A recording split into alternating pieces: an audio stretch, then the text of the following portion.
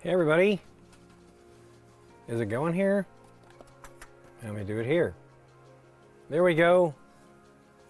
I do not hear the call. That's okay, I don't want to hear myself. I hope everybody's doing well. I'm hanging in there. Nikki has gotten sick and she's not feeling great. I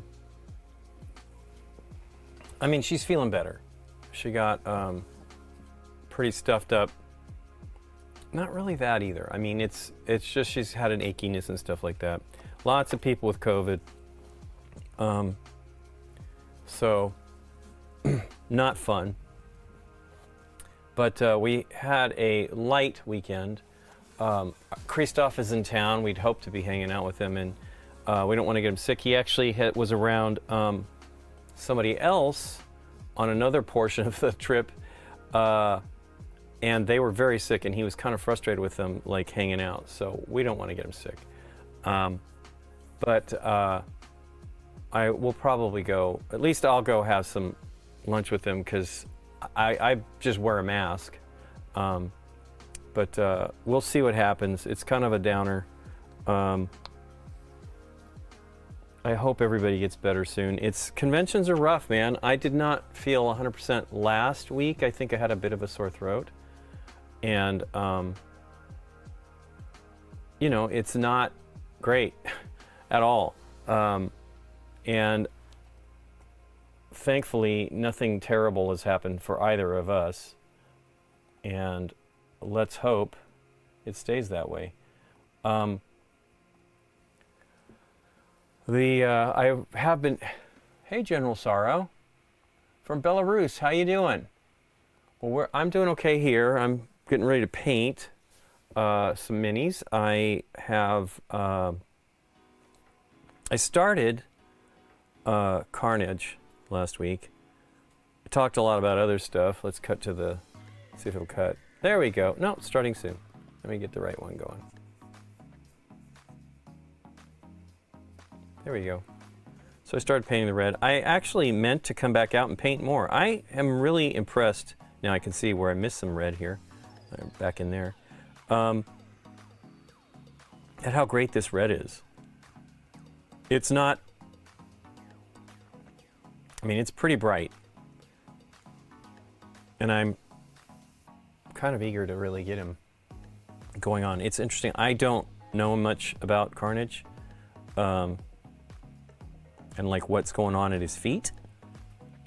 Kind of looks like little tornadoes or something, but it might be just the coils that he has going on here, and they're springing him around, which I imagine is probably the case. Hey, Jace.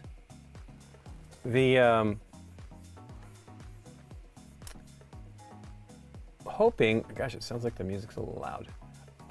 Let me turn it down a wee bit.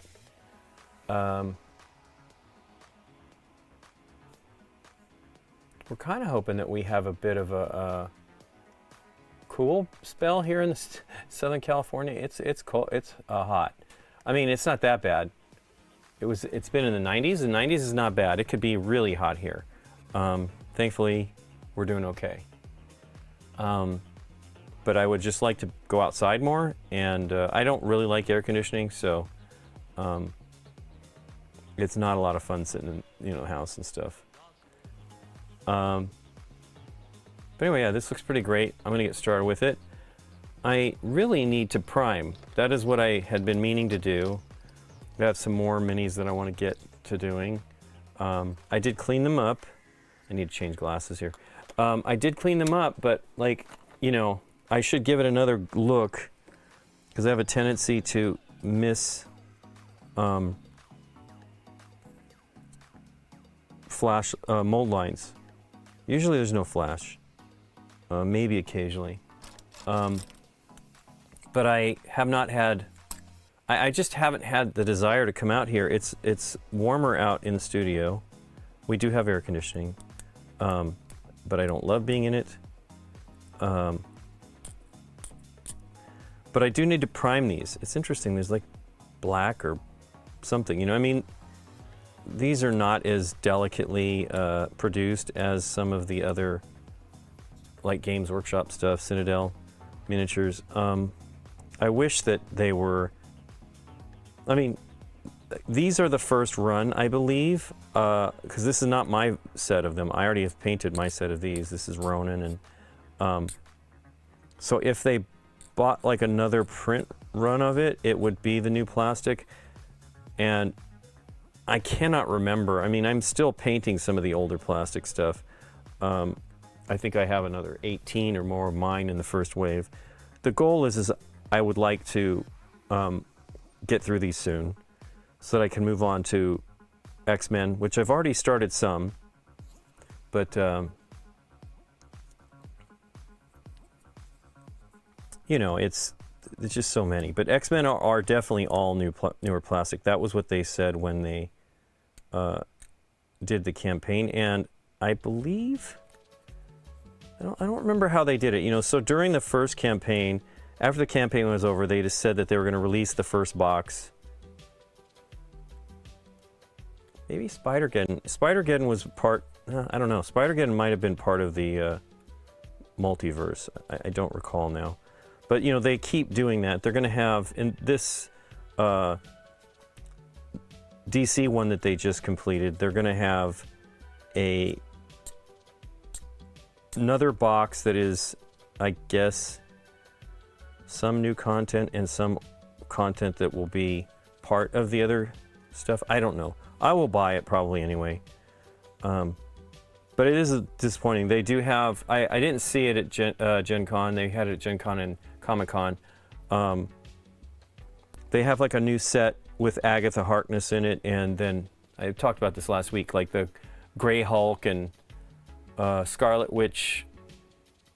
I guess it's a villain one, right? Because she's, I don't remember what I should look at it. It's a $30 box, which I definitely will buy, even though I have probably a good half of it. But Agatha Harkness, I believe, is the only new sculpt. The rest, maybe two of them are. Where's my phone here? Ugh. I do need it. Actually, I want to say, I'm going to set an alarm. Let me go find what I do with the phone. I'm going to set an alarm. Let me put out Luke Cage there. And while I look around, I'm going to set an alarm because we're going to switch over to, goodness gracious, what did I do with the phone? It should be right here. I muted it. I must have got back up with it. Anyway, I'm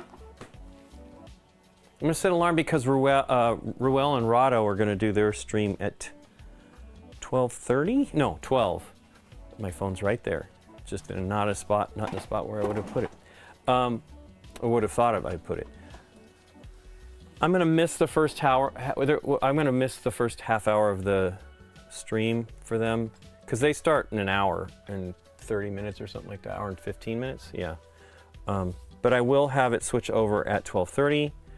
And so I'm just going to say, hey guys, we're going to be switching over. This is if you're watching on BoardGameGeek.com/live. That's our streaming page. If that is the case, I'll just let you know, hey, we're gonna switch over. If you want to stick around, click on through to Twitch or go to YouTube. But I'm only going to go for an additional half an hour, so you may want to just go over to their stream. But let me set that alarm. I keep meaning to do it, and I'm not even sure, like when we switch over. Sometimes, you know, like 12 people when we raid we usually raid like Ruel if that's and Rado. But anything else, it's not a ton of people going over on Twitch, which is okay. I mean, this is paint streams. I was excited to hear that people were appreciating the paint streams, which is nice because I'm kind of doing it for myself, but I am doing it for myself, but I would love for others to paint their minis as well. And it has been a thing that I have loved doing for a long time, and I would love to do it even more. I should have done some this weekend. I certainly could have. And I don't often have free time on the weekends. An alarm set for, I have a bunch of silly alarms here. They're not silly, but they're just all labeled, all crazy stuff. So I'll do it for 12:25 p.m. An hour and 37 minutes. So in an hour and 37 minutes, we'll get a reminder. I don't know how loud it'll be, but I will mute it once it goes and let you guys know if you want to switch on over and watch that. But yeah, I need to prime. I have a few, these are the most recent ones that I had scraped the mold lines off as best as I could, but I will get more done. Like I want to have, now again, I've already painted these minis. I did them a while ago. But I have others that are paired up with, well, I'm painting 2 sets now, and I will be probably painting 3. We didn't get a chance because we were so busy when we were in before we left to Gen Con from Dallas. I was going to just take all of Scott's miniatures because he's not painting. He just doesn't have, I don't think he has the time or the interest, right? It's understandable. Not everybody's going to want to do this. He had a good time doing it during the pandemic, but like he's just got stuff to do now. So hopefully I will be able to do all 3 of them simultaneously, which would be phenomenal. I would love to have, I'd love to, I don't want to do more, but I like the idea of, trying to get similar results from multiples of the same, drop my tweezers, multiples of the same miniature. And it's not as easy as you would think, at least for me. Boy, that really dented these tweezers. They're very pointy. They're meant for modeling. And they're pretty pliable, so it's pretty straight again. But yeah, I really would like to, I don't want to buy more of these. I have personally I have 2 or 3 of the very first mini sets. I was looking at, I've been contemplating 3D printing a storage solution for this stuff. Boy, if I just left these things on, it would not have been bent. There is a great one on Stinkfoot 71. I've never played Camp Grizzly. That is new. Painting miniatures is your pain point. Well, hey, how you doing, Christina? What's going on? And David, holy cow. Well, you haven't missed much, David. Camp Grizzly, I think, is new-ish. We saw it at the BGG library. It could have been at the Hot Games room. I don't know, but we have some people that have been telling us it's good. So maybe. I wouldn't be afraid of the painting minis. It's not that bad. You want to, it's nice to have your stuff done, and this method that I'm doing is pretty darn quick. As a matter of fact, Christine is on here, or at least she was, and she started painting this way and was doing a great job. This was like her first miniatures she had been painting. Now, I don't know if she'd done a lot of art when she was younger. I do believe that some of that talent carries over, particularly if you just painted anything with a brush. But I think it's a great, relaxing hobby. And if you're a gamer like I am, and you have 11-year-olds now, it's a great game. Wow. Okay. So I wonder why did it get just re-released? I've definitely seen it. Maybe that's. Oh, you know what? That's the deal. I think Scott has a copy. It had been in the library, and he took it back out because it's expensive. That is the story. I saw it at his place when we were there. I had never heard of the game. I wonder. I'll have to check it out when we go for BGG Con. It'll probably still be at his place. We can try it out. But yeah, I think that when we have as many games with miniatures as we do, it's worth doing. So let's paint a little bit of black. And I think I'm going to use Black Legion for this, which is a different one. I want to just paint some of the webbing and see how this looks. I mean, it's probably going to look great, but I'm a little nervous about it. I'm out of frame here. I don't know what's going on here. This way, this way. Who knows? I feel like something's not right. We've had such shifting around with our this is definitely in the right place. So the camera has probably moved. Oh well. There we go. Better, right? Yeah. I don't think I ever have it straight on. This is one of the new blacks from, well, new. I think it's almost 2 years now. Citadel.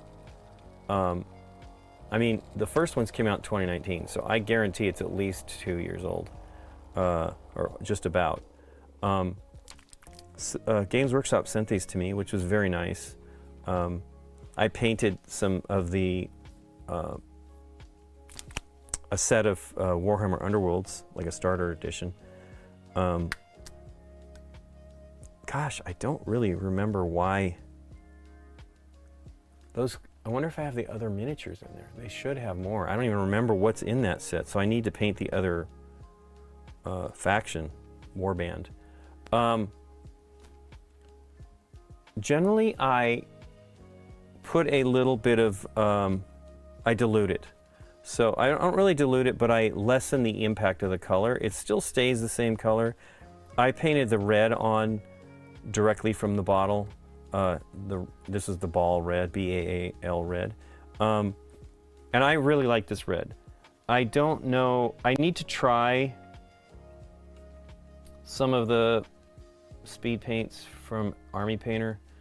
They had a red that I thought was phenomenal, but I don't think it's the same red. I just need to experiment with them.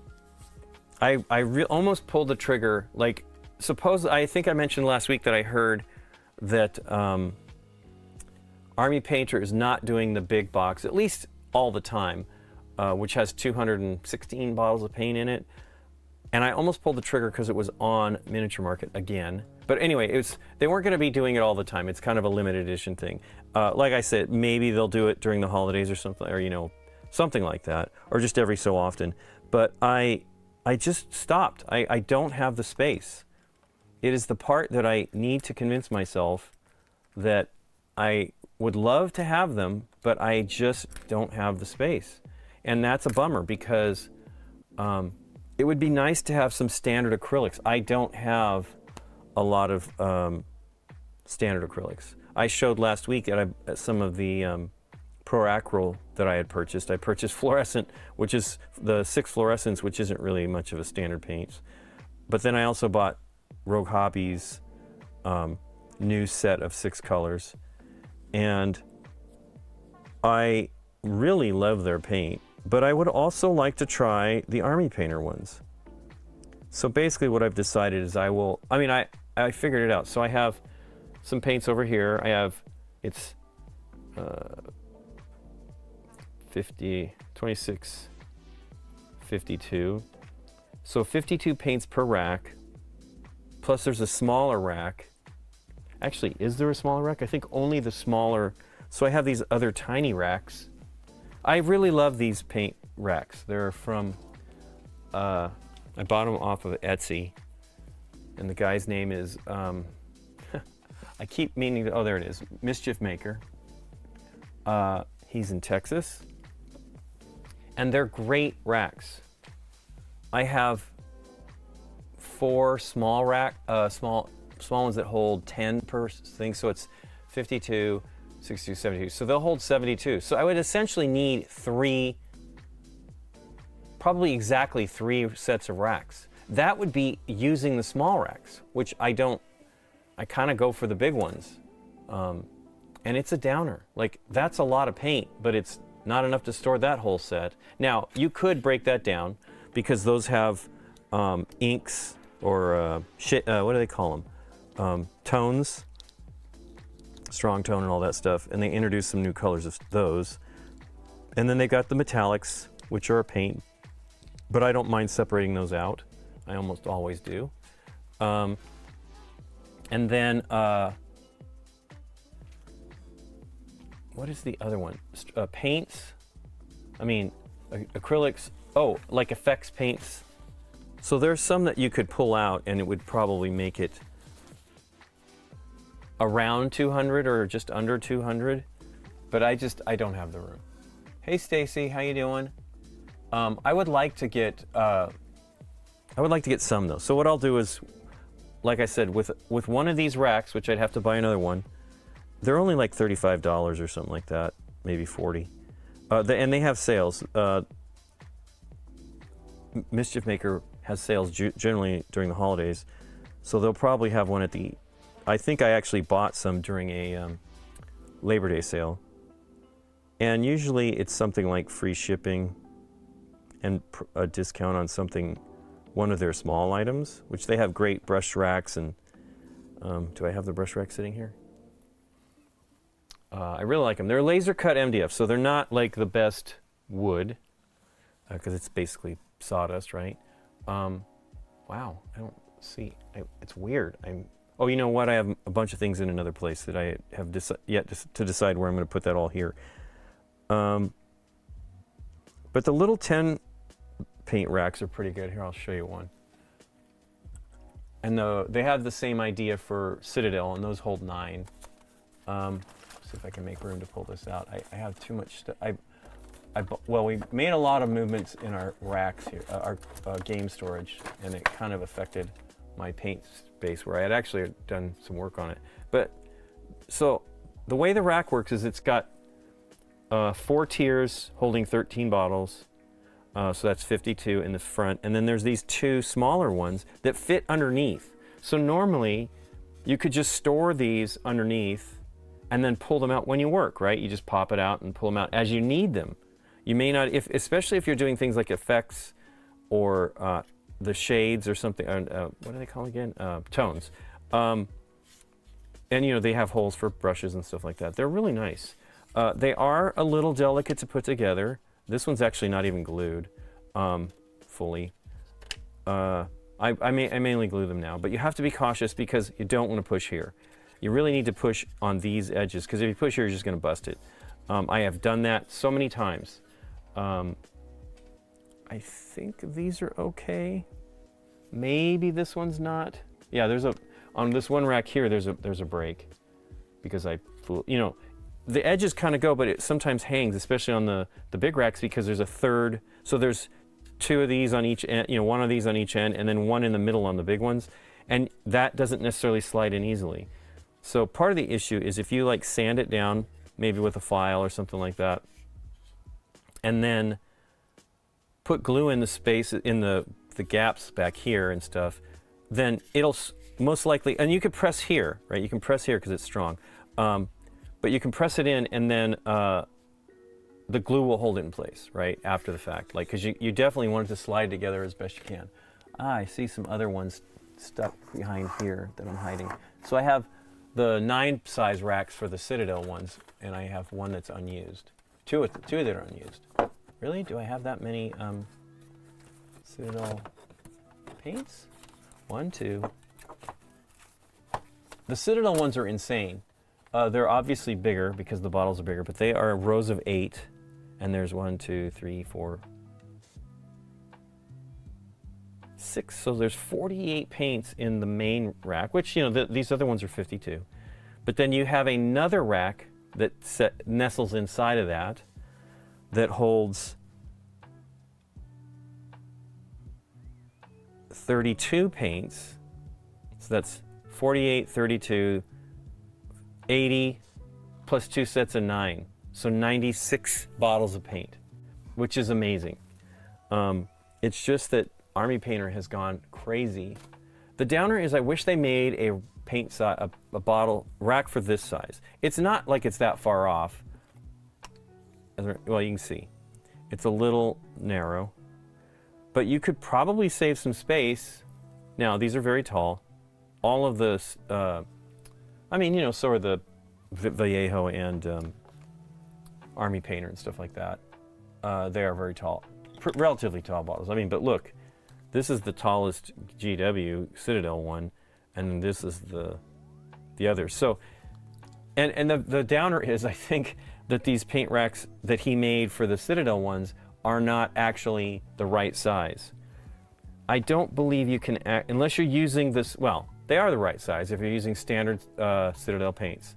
These compared to, do I have a standard paint here? So this is the standard bottle. This is the contrast paints. The contrast paints are in this. I have mostly contrast paints and some of the standard paints, standard acrylics. They These are too big. So you would have to, you could put these in the main rack, but then on the small, the ones that you tuck inside, I think you would have to, let me see here. I don't know. The reality is I don't really nest them, which is great. I mean, I should. I should absolutely nest the ones that I don't think I will use that often, like sort them in that manner, and it would be great. And then you just pull it out and put them in when you need to. Hey, Christoph. I'm painting. I'm not even painting right now, Christoph. It's terrible. But let's paint. Let's paint. So my head is in the frame too. It's pretty bad. I really like the. I really like those racks. I have too many of them. I bought one for like a size of paint bottle I don't even have, but I have a few things that fit it. So I probably shouldn't have gotten it. I can't remember what it is. It's specifically, it looks like it's I got to put some more red down there. Ah, getting clumsy. I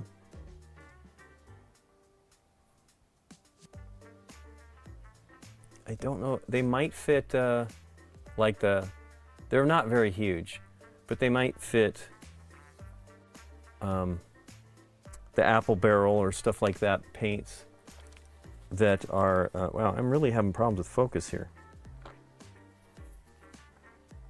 I don't really have those kinds. I have some. Back in the day, I used them as primers when there really weren't that many great primers out there. Now I buy specific primers. They definitely are amazing.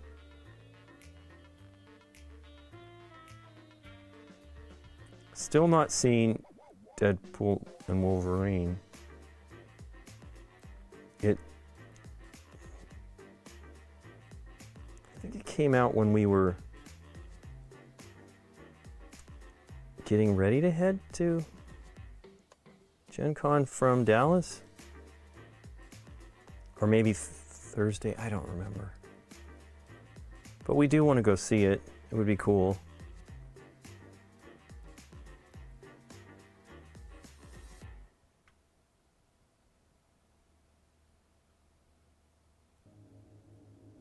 I'm not hearing music. Is it too low? I guess it's going. Oh, you know what? I'm probably not plugged in. I do like to hear it because then I would hear when people follow.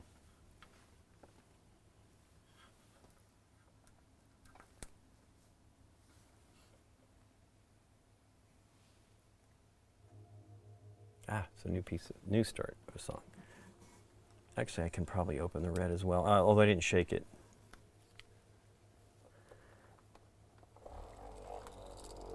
I did go to, went with Christoph on Sunday.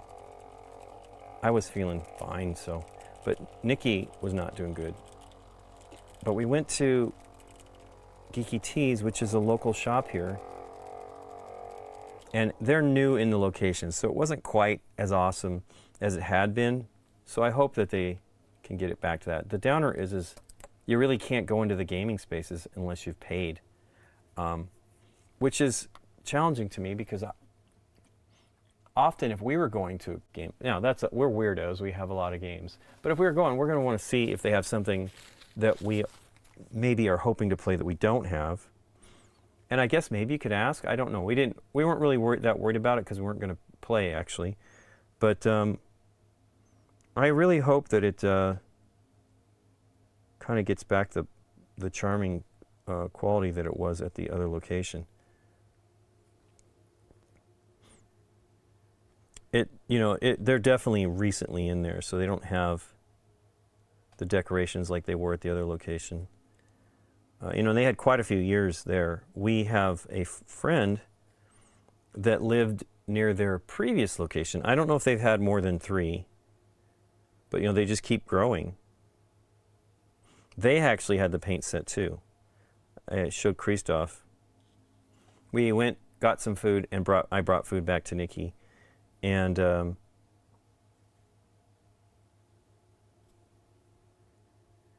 there's a great pizza place over there that we love.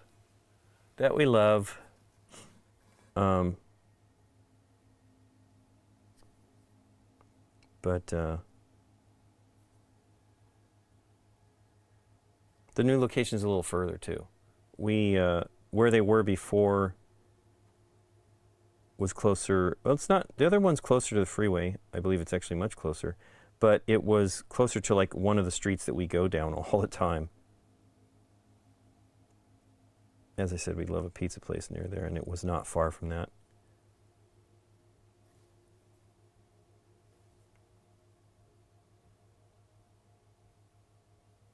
Yeah, I don't know if I mean, I imagine this is probably the right way to do this because it's pretty fine webbing. But yeah, it's a challenge. Much more challenging than I thought it might be. So I've been using these Swedish sponges. I believe these are made in China. But we have some, that's what got me to try them, is we have some for other stuff. But I will tell you, this is like some of the paint I've rubbed off. Oops, not in focus. This is some of the paint I rubbed off the last time. It washes up really well, and it's very durable, and it's way better than using paper towel because it's damp all the time, but it still has cleaning capabilities.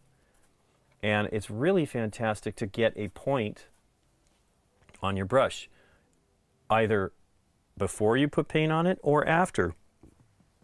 Often you have a little bit too much paint and you can roll it on something, and this does a great job. Actually, the best thing to make the point when you have paint on it is these makeup application things. These are something Vincent Venturella showed me, not me, on his videos. I met Vincent, very nice guy. But these are fantastic because it doesn't pull off a lot of paint. They're not as absorbent as paper towels or napkins. And so this is another great tool to have, especially I imagine for acrylics. As I said, I have not been painting that much acrylic, straight normal acrylic.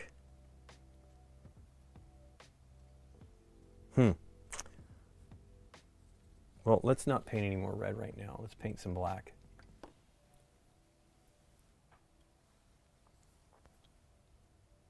Really should close these. It's just a risk. They do spill. That was what Adam was saying, that his selling point for these things is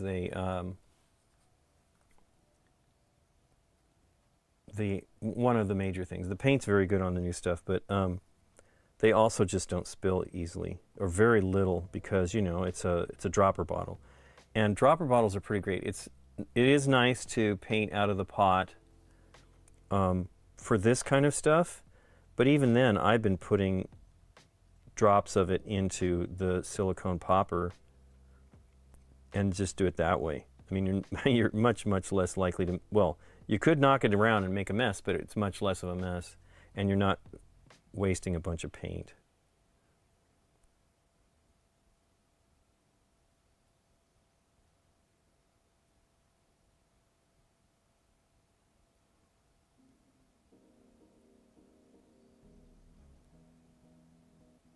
It is unfortunate that Nikki and I were both feeling poorly at different times. It is really crazy. And she was really keeping an eye on me. And again, I was mostly sleeping. I just wanted to sleep. But now she's not great, feeling great, and trying to not get anybody sick. My mom hasn't been around. She usually comes over on the weekends. That's one reason why I'm a little busy on the weekend. And she was just concerned. I mean, I don't blame her. She doesn't want to get sick. She's nervous about all the COVID and everything else.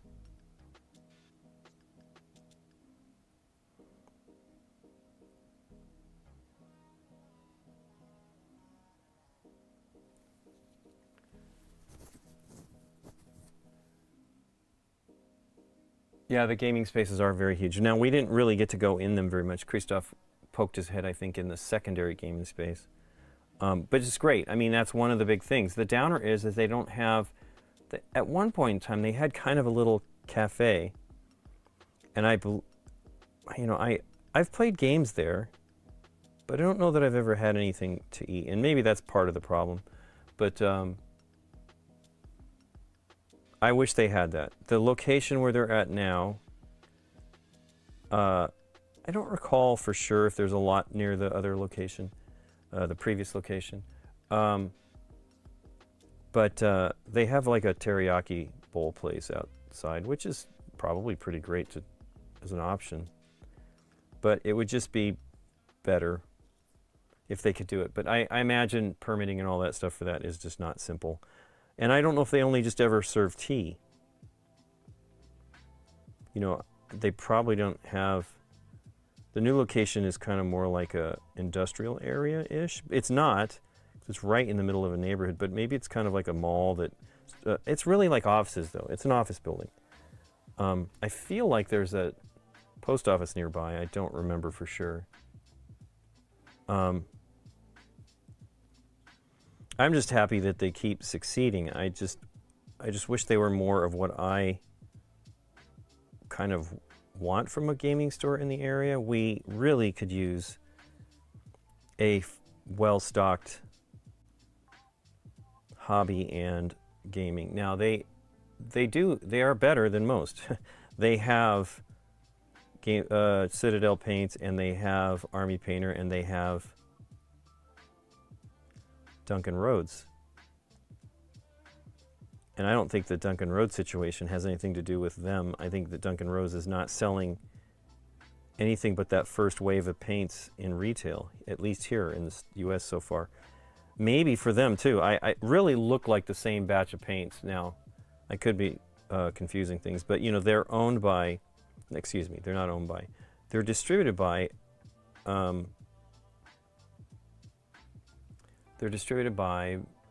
in the United States. So, you know, it means like that could be the most available, one of the most available paints out there besides Games Workshop. And Army Painter. Army Painter does a great job. They are all over the place. There's a great store in Pasadena that has a lot of Army Painter and a good chunk of Vallejo. It's weird. I don't even see the Vallejo as much as I used to.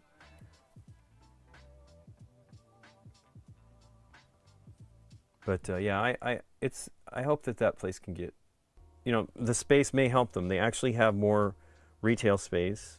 Like it felt, it was very tightly packed, and they had it spread throughout. Kind of, you go, like the model stuff, you know, like not models, but miniature stuff, like from GW, was in a, like towards the gaming space. It wasn't part of the main space, but now they have all that together. They have a good amount of space around there and potential for growth. I just hope that they can sell a lot. Hey, how you doing? It's probably Nick, but could be Mike. Miss you guys. We had a good time with them at Gen Con with them and Jackie. We went to lunch, and it was great. It's funny, it hasn't really been, I think it's near 2 months now, but it hadn't been 2 months, but it seemed like a long time since I'd seen them.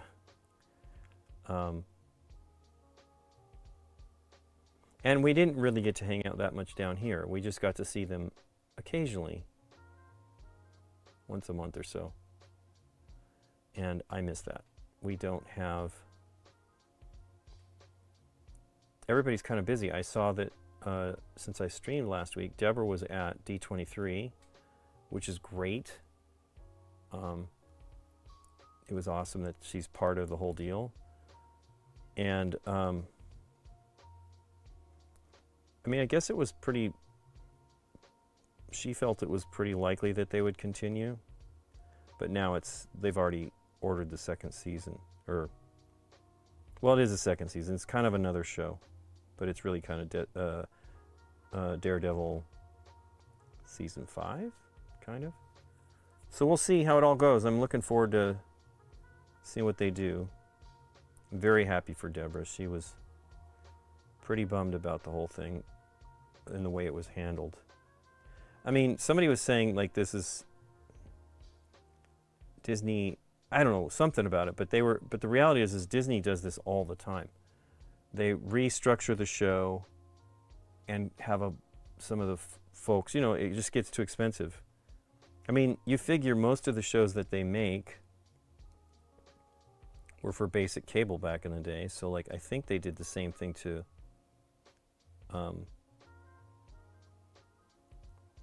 what's her name's, like Hannah Montana. And that's a bummer, I mean, like, especially because a lot of these, in those cases, they're young kids. And to like just completely shift gears on them. I was listening to a podcast or something where a young guy was on a show and didn't even really know, and like came on the lot, and they're like, "Oh, you don't need to be here anymore." And wow, that would be heartbreaking. I don't remember who that was. Like they didn't really tell him or something. I don't know how it handled it, but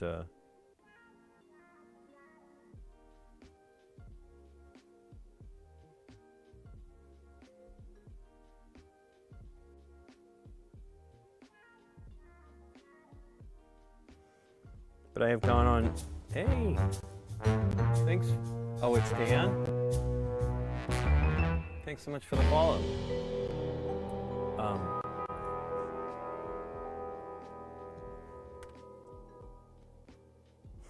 Kind of gets distorted there at the end.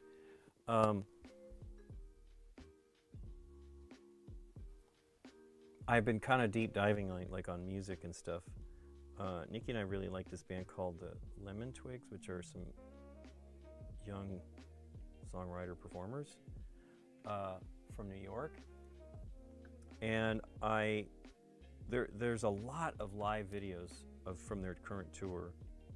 We saw them in December last. And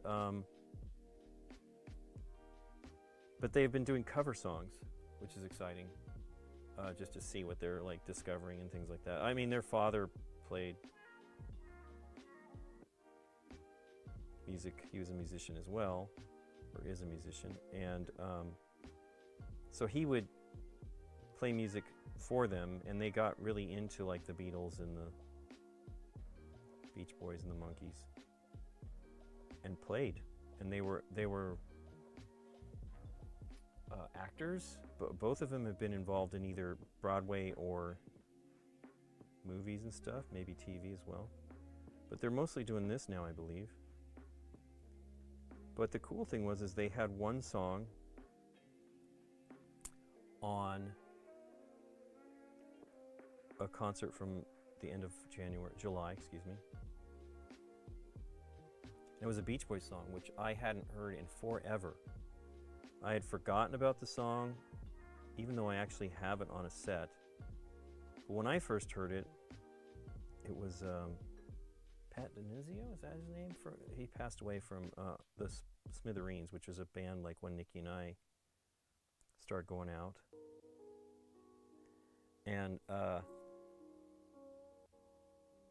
it was great to hear the song. Like, so when I heard it, I heard Smithereens. Actually, I don't even think I heard Smithereens. I was telling Nikki I heard the record, but I think I actually heard it at a Pat Denizio show with my friend Quentin.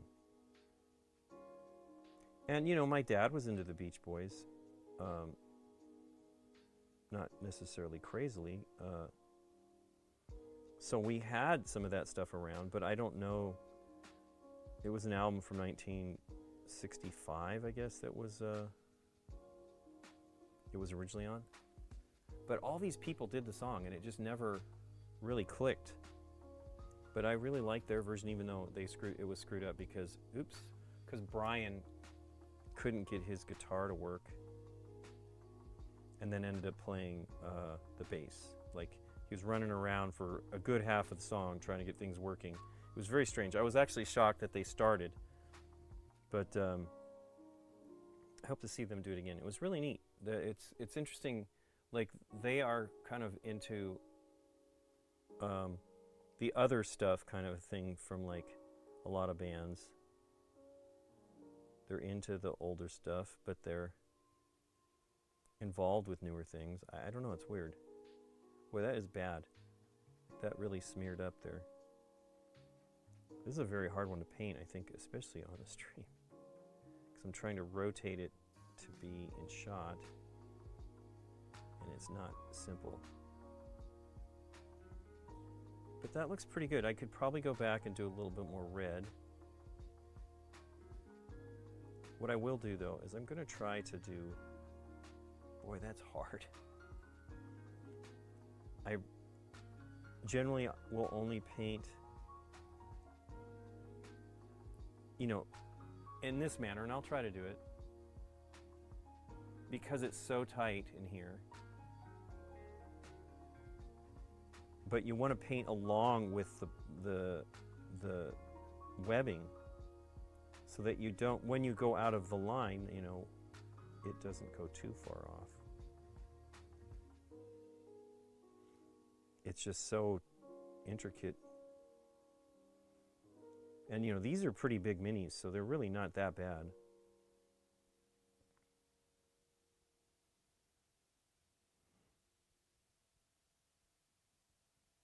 I had painted, oh my gosh. I had painted the minis. Is that just really fine brush or some other tool? So I'm using to clean it up, I'm using you know what, just let that go. Well, maybe not. A toothpick to clean it up. And the issue is here, especially in Southern California, things dry really quickly. And I can clean up after the fact, so I can make a mistake, come in and use this tool, and it might affect the red, which isn't terrible because I can just put more red on, but then I'll just paint again.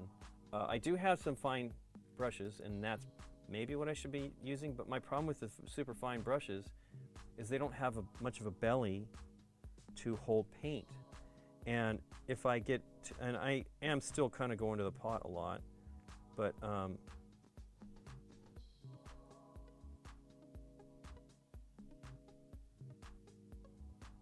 I can paint longer if I have a brush with a bit of a belly. Now I'm being a little too ridiculous because I know the miniature isn't that, well, they did a pretty good job. Now they're using opaque paints, so you can go back and do the red on top of the black if you foul it up. It's a little harder to do with the contrast paints. What you do is, one of the things you can do is you go back with the lighter color, either, in this case I'm doing gray, so I could come with a close enough gray, and maybe I'll do that, and then just paint the red over that. Wow. The brush is already kind of dried. This is terrible. It's not that hot though. We are definitely kind of cooling down a little bit.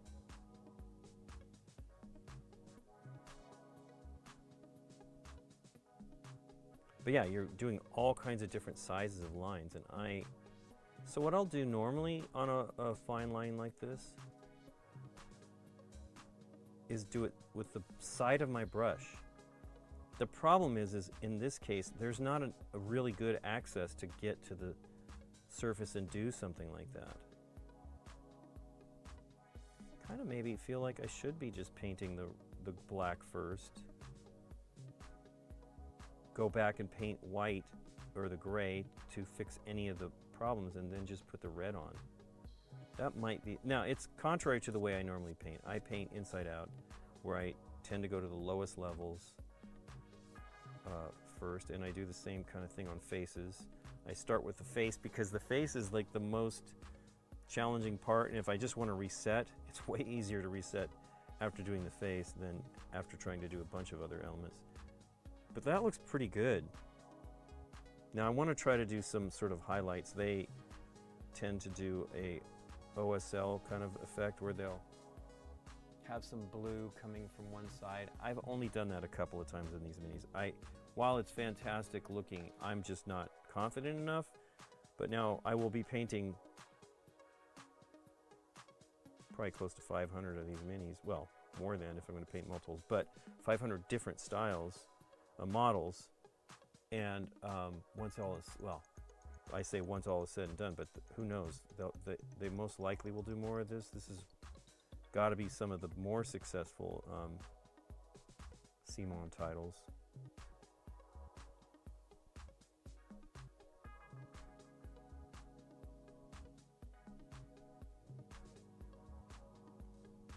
But yeah, it's weird. So then I'd already been listening to some Beach Boys stuff, and then to see that thing from the Lemon Twigs, and then I read a blog post about that song in particular. But yeah, I think that was a pre-CD era song for me, like when I was in college, early college, which CDs were around.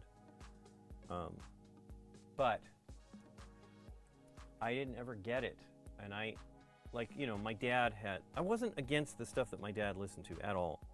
I mean, some of that stuff. My dad's been gone for 23 years.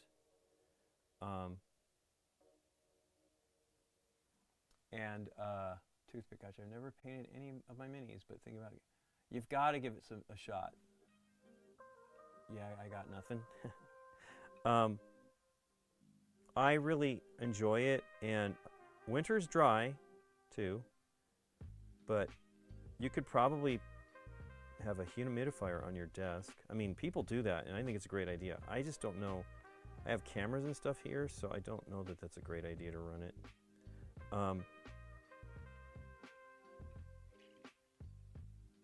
But once you kind of get moving on it, you can relax, and it is even though, yeah, it's sometimes frustrating, you foul something up. Wow, it is really drying quick. I probably should clean the brush. I feel like I just did that though. But it's a really nice, relaxing hobby, and it definitely calms me down. I really like to paint. I want more time. I have to make more time. So our friends Annie and Sebastian. Sebastian is an amazing painter. He's a great painter, and just a great. He's got like the method to do it regularly, and I'm just so jealous. Now he's not had as much time. His job's been crazy, and they have a baby now that's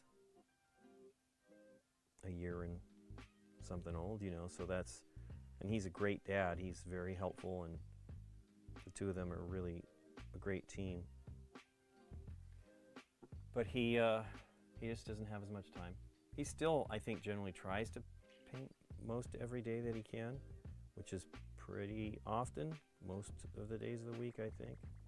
But he has been doing he does travel for his job, which, that messes anything up schedule-wise back at home.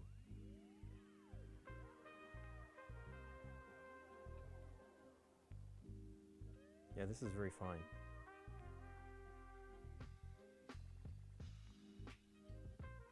But that looks good. It looks neat. I think it'll be really cool once I get it all. Well, let me do one more bit of black webbing, then I'm going to try to let it dry for a minute and then try to do some of the red here that is like in tight corners, and see what it looks like putting it on top of the black, because there'll be some on top of the black no matter how hard I try. Oh, but I didn't mention the name of the song. The song is like, gosh, what is the name of the song? Girl, Don't Tell Me No Lies. You'd love to start? I think you can. I think you could do it. I mean, so let me just talk again. I talk about this almost every time, but you don't have to. You want to undercoat. I think this is a great method. I wish I wasn't doing something so complicated here, because like I did these very quickly. It is just that the miniature is painted in what is called a zenithal highlight. I should do ones with rattle can to show how it works. But the way I do it is I paint the entire miniature black. Then I paint at a 45-degree angle in gray. You don't have to do this, but this is the way I do it. And then I paint from the top with white. And I probably didn't put enough on his back, but it's fine. I cheat a little bit. He's got a little bit. I had a problem with the airbrush, and probably not a problem, just too much paint. And I tend to give a little bit more on the face. But then you just coat it. Like the yellow shirt was very simple. The jeans were very simple. The skin was, his head is a large, smooth surface that is not great. I had to do some, and I probably should do a little bit more. Let's see if this one's a little better. I basically did this by, skin's not even tone. So I did it by just filling in, like, I'd paint the head and then like fill in spots and I did that for sure with the paint thinned down, and I say thinned down, but it's not really, with contrast medium. And I just keep adding layers till I get it pretty smooth. This one was a little darker than I would normally do it. I will tell you, this paint is really phenomenal skin tone. It is, nope, not Gorgruntifer. It is, no, gosh darn it, it's at the beginning of that run. Okay. It is Gilliman Flesh, and I did not buy this one initially. It took me a little while till I realized, because I'm like, well, that's really dark. And of course it's fine for some miniatures, but it turns out that you just need to put the contrast medium in this, and it makes it very pale. So this figure here is exactly the same paint on her face as it is on Luke's face there. It's just thinned down, or the intensity is reduced, because the paint is still contrasty, but it's this paint, and does a really fantastic job. But then, and that's a challenge because the skin is tough, particularly with darker skin. But in general, I mean, look at this one. She's not done yet, but I was unhappy with her. Now, that's going to get to the next step. But yeah, I do the undercoating, and I do that with an airbrush, but you can absolutely do it with a rattle can with just two colors. You paint it all black, and you don't even need to do rattle can for that. You could do it all with a larger brush that isn't that great, because you're going to poke it around in there and it'll mess it up. But a brush like this will go in there, and you could do it all in black and then just spray can it from the top. Or, so yeah, I do everything with an airbrush. Airbrush is not as hard as you think, but it's an expensive proposition to get into. It's at least going to cost you $60 or $70. I bought this compressor and a basic airbrush with it to try it out, because it's it's a little battery-powered compressor that does a really good job. The airbrush is actually quite good for undercoating, not great for other stuff, but you can, if you're talented with an airbrush, you could get a lot of stuff done with them. Because I have a friend who said the one he bought does not do fine lines. I'm like, no, it does. You just have to take the cap off. There's a, do I have one here? This one here would do it, I think. Actually, maybe not. No, this one will not. It is the same nozzle as others, but maybe this one will. So you would take this off, and you've got the nozzle, you can't really see it there, a nozzle and the needle, and you just get close. You lower the pressure and you get close, and you can do very fine lines. So, but this is a higher end brush from this company, Gallery, and you can buy, they have $35, $40 airbrushes, but you still got to get a compressor, and I feel at least at a minimum, this little one, well, you can get cheaper, or probably cheaper airbrush compressors that are okay, but this little one here is great, because what it really helps me do is it lets me go outside and paint, and I just carry this around in my pocket. It can get warm depending on how long you run it, but it runs at least an hour for me airbrushing. It's really great, and I don't know that they sell these individually without an airbrush, but if you don't have anything, it's a great way to start. They sell them on Amazon. And they are as little as $60. I think I paid $60 for that plus tax. But the other thing you can do is you can just paint the whole thing black and then dry brush, and that is what happened here. You can see some of the stuff, it's not in focus. The ground here is more like what it looks like. You can see I'm just getting the edges. And what you do is you keep, boy, this is just so textured on this paint. That is one of the things, white paints are challenging, light paints. Anyway, and then I just dry brushed it all over the place to give it like that's what all this edge is going on here on these pouches. You can see it kind of on the batons here. And then I just went over it with the contrast paints on top of that. Now, it did a really amazing job on the hair. Her skin, like I said, it was just a little too, looked like sandpaper kind of, and I just was like, it bothered me. But I did this, I got a second set. Scott actually had a spare set of this game, and he gave it to me to actually just do these things with just dry brushing. And I did do Iron Man. He is not here. Let me see. I don't think he's here close. I did him as a dry brush, but with metallic, and that turned out pretty great. But you can see here, like these are two different times, not two different methods, but I airbrushed the undercoatings on these at two different times, and they kind of came out a little different. This one's darker. I think this is the smoother coating though. Like I got a very smooth coat, but I didn't get enough contrast. Now it looks good. You know, if you don't see one without the other, and I don't know that this looks great, but I'm just saying I like the face to be a little bit brighter. I have is he here? He's probably here. I have a Professor X. No, he's not here. That has too much. I highlighted, but I didn't do the sides of his head, so it's very extreme. So you have to get good at that, and I think that dry brushing is probably a more precise, hilariously, a more precise technique. And you can see here, I did this outside, I believe, and I didn't catch that I had not got enough black, but it won't matter because ultimately the paint will go on it. Gosh, it's really not focusing. The paint will go on it. I'll put a dark probably paint on this. I don't really know which character this one is. It's obviously related to Venom. But you wouldn't notice it. And you can just touch it up if you want, but I definitely like it to leave the shading, because then if I do a dark color, even if, so if I were to do a red, it would be gone because it's red. But if I'm going to do a black, the black will cover it up as well. You don't have to be precise with it. It is nice to do a pretty good job. Do I have any others that are painted? I think those are the only two that I have primed. But you know, I wish I had another one of the dry brush ones. But this one came out, this was one that was the mechanical arms were not, is this got Superior Spider-Man? They weren't great, and they're still not perfect. You know, all this could improve, but the color is more, I just kept building it up with like an orange. So to make it brighter on the top, because I wasn't 100% satisfied with what I had done in the undercoating, but I did airbrush it, but this one turned out really nice. And you know, I didn't even paint. I did a tiny bit of painting on here, but this is mostly just the airbrushing. So I just was like, well, that looks great as stone, I'll just leave it as that.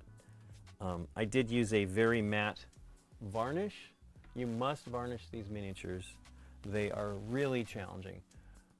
With a rattle can and also an airbrush. Yeah, so I do the airbrush. I really can't do it. I can't do any of these on the stream, but I can show you the end result.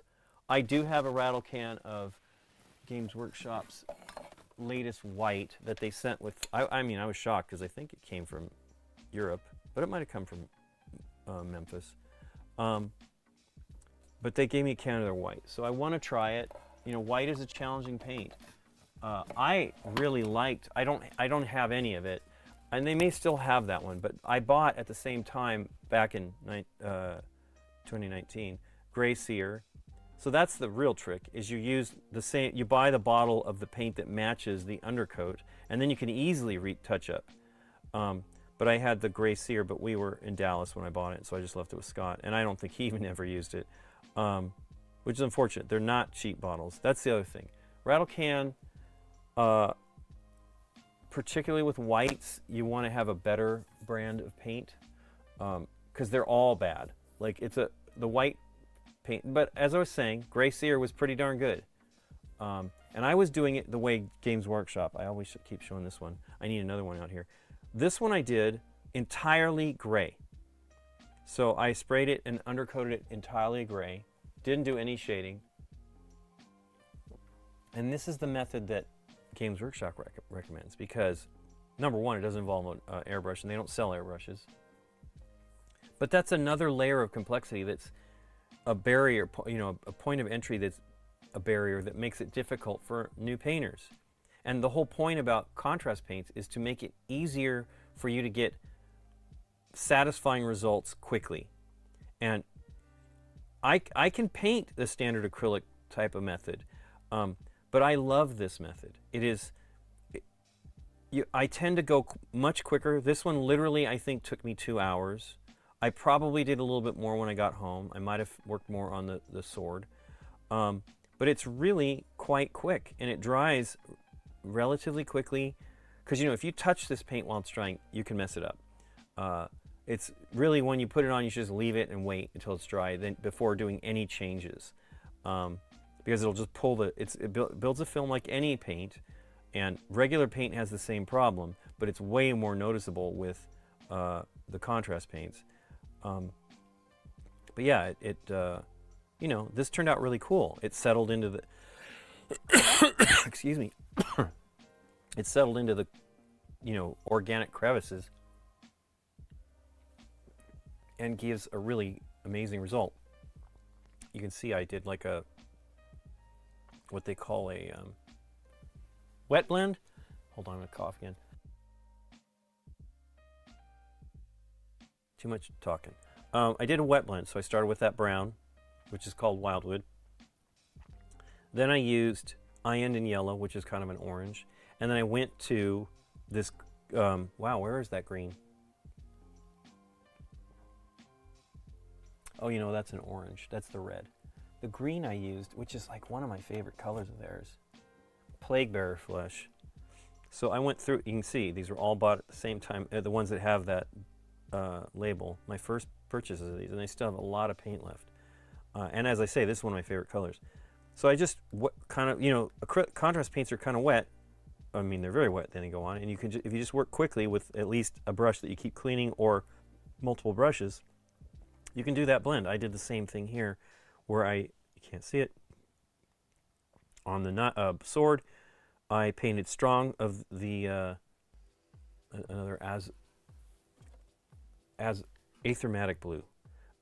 Started that, and then I started to blend it with the medium, which this is not the bottle I bought. Let me see if I still have that one. I don't think I do. I think I'm on my 3rd bottle of medium. And I blend it. Now you can blend it with water, but with medium, I start with it wet over here, because this is just the gray undercoating I had, and then just blend them together, and you get a wet blend that's pretty nice. Considering that's one of the things I'm not great at doing. I'm okay at doing them. And I did some wet blending here on these leaves. That was all. Actually, it's not even really wet blending. I just painted them very quickly while they were still wet, and I just put the color on. But yeah, I haven't even finished this guy, but I think he's kind of done. So, it's been 5 years. I would imagine I should be done with it by now. But it is pretty awesome. And those are 4 different ways. You can just do the white, or the gray, light gray. Gray is actually better than white for coverage. This gray looks pretty gray, but when you put it on the miniature, you don't notice that it's not really close to white. But anyway, you just do the whole thing with that color. Either paint it with paints or brushes and paints, or spray can, and then do a gray or just a white with a spray can, airbrush, or whatever. But I like to do the 3 tones, and then, because you can see it already has lots of shading right here, right? Just because I applied it like the sun sort of falls upon the object. This is not perfect, but it's pretty good. I mean, this is a weird miniature too, right? And then you start putting your colors on top of it. It's really quite simple, and really satisfying. And it builds your skills, right? So you can get to the point. See, this is very pale. I feel like it shouldn't be this bright, but nothing has changed. You get better at painting in general when you do these things, and so what happens is you can start doing something like I did with that Superior Spider-Man, where I just was blending traditional acrylics on top of this in a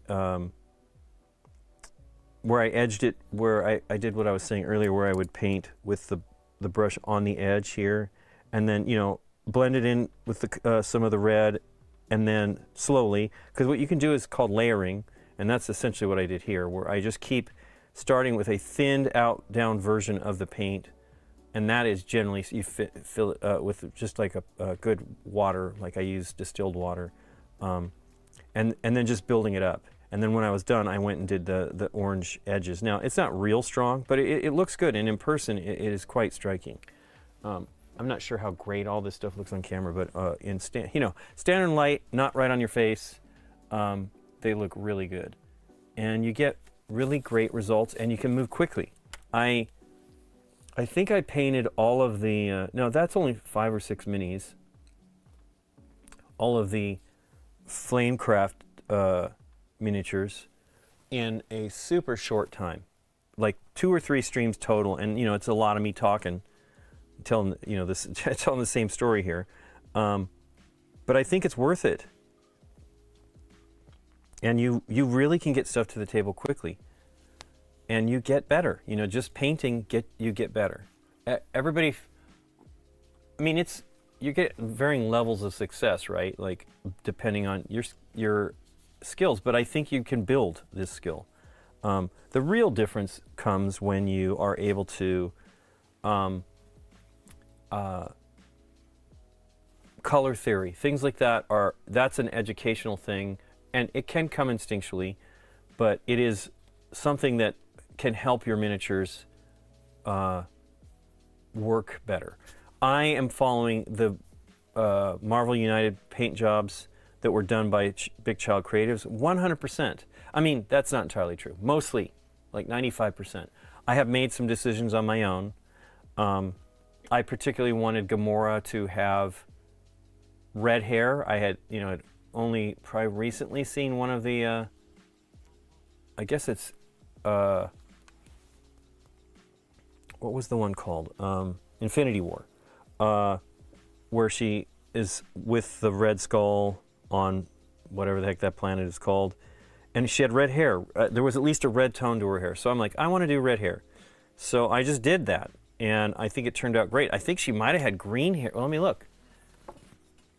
This is Carnage, so let's just remember which one I'm on. The problem with this stuff is the alphabetization is messed up. Somehow I fouled these things up. I'm using, this is Chrome, so I'm on Google Drive, but I don't get it. There is Gamora. Okay, so wow, I only have one photo. Her hair is green in the miniature they painted, and I wanted it to be red, and it looks good. It really, you know, you can make those decisions. That's not a completely uninformed decision. But, and you can do whatever you want. Really, the reality is do what you want and have fun. But I like the idea of using the paint scheme that they've done, so I don't have to think about it. I can just immediately start going. And, you know, you can make decisions that, you know, that waver or vary from the original design, but it's not, it doesn't ruin anything. And if it does, it's easy to clean these, you know. I've mentioned this before, but I use something, I've only used it a few times. This is actually a new-ish bottle. New-ish, but I think it's been sitting here for 4 years, or maybe 3.5. This is LA's Totally Awesome. I have no idea what this, it's a cleaning solution. But if you put I'm sorry, you can't see that. If you put your miniature into this, you dilute it some, put your miniature in it, let it soak overnight. I don't even think you need to let it soak overnight. It does not damage the plastic, at least on the plastics I've used, and that I've used it on. And then you just clean it as best you have to really clean it because the paint will not stick too well. But there are other things that you can do to strip miniatures, but I feel that one's pretty great and it's inexpensive. It's like $1.50 or something in a dollar store. I think I literally bought that for $1. But I now need to close Gamora. I don't need her right now.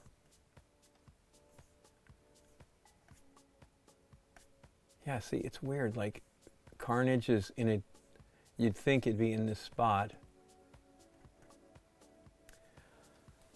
The first wave of photos that they took for the painted minis is not great. The last two Marvel Uniteds and the new, well, I don't know what's going on with the DC one. They did do a lot of weird choices on not painting some and painting others, but hopefully, the funny thing is they have a book that they're selling in the campaign of how to paint the minis. Now, I don't imagine they will not eventually, because usually what they do is they save some of the updates to just have some painted minis for you to see what's going on, because you know it's a lot of backers and you have to keep them entertained, and that's one of the ways to do it, is just to come back and keep posting about the new paint jobs and stuff like that. But I just save them all as they come up, and I'm pretty satisfied with the end result. Look at that, I got some on there. Actually, I said I would do some of that. Let's try it. So, man, I got to tell you, this sponge is amazing. It's cellulose and paper or wood fiber. They are very inexpensive, but you just clean it out, and I'm able to I'm not wasting nearly the paper I had, and I clean the brush out, and it's a great surface to drag it across to pull the paint away from the ferrule, which is this tight part here near the brush bristles. Anyway, I was on my path there, and now I'm forgotten. Oh, I was going to try to touch up. You can't really see it. Oh wow, there's still more red that is not painted. So there's a dot of black there. So what I'll do, I don't have, this is definitely not stirred. It's been not used for at least a month.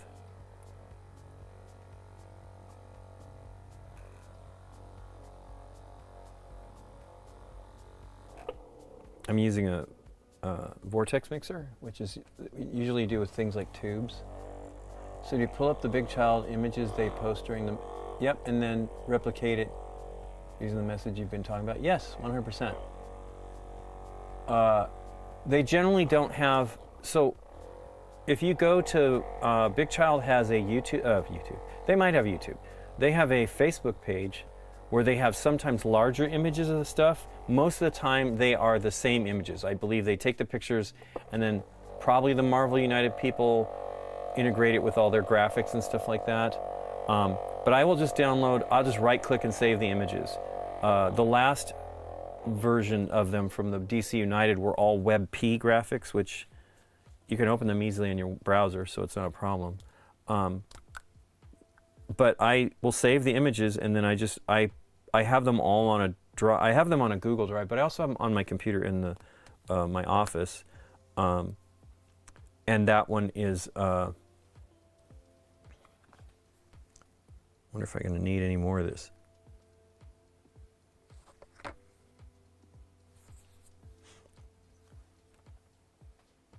And it's just great. I have it on display right here. I look at it. As I say, the first wave, which is this is part of it, is not great.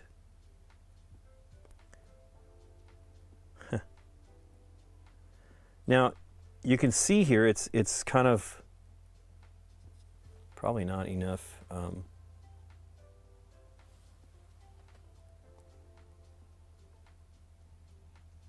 Now, I'm just going to build that back up. I'll let it dry with the red. Boy, I tell you, I didn't even, it's so much that you missed. Now, again, I'm looking for problems, so, but if you look, you can see on this edge, there's a whole bunch of gray in there. And you really don't need to worry about it. I'm just a little bit too much of a perfectionist.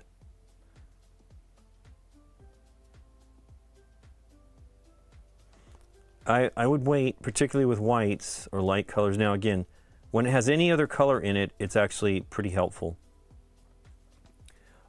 Because it, for whatever reason, smooths out the paint. You get a much better application than in trying to do white. Because I think what happens with white is that you tend to overwork it. Well, I tend to overwork it. and it starts to get lumpy.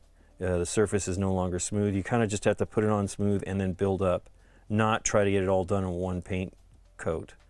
But I'm not good with that. I want to get moving. I love doing the faces, but I want to get them done because they are a challenge, you know. And these are larger faces, you know. I mean, this is like some of the best stuff to get you comfortable to start painting faces. And you know, a lot of people won't bother. Let's see, did I paint any eyes on this one? Nope, I just painted it. It's got the blue, achromatic blue. But I do paint some eyes. Doesn't look like she's got painted eyes. Although it looks like I tried to do something there. But much, much smaller. Yeah, I mean, I really didn't paint them. And I don't think it's necessary. It really isn't. I just feel on these larger ones, I mean, there's some eyes. I don't know, if you really look at them, they're not great. That's one reason why I'll often choose characters that do not have exposed heads, faces. Let's see, did I do that guy? Oops, just dropped a mini.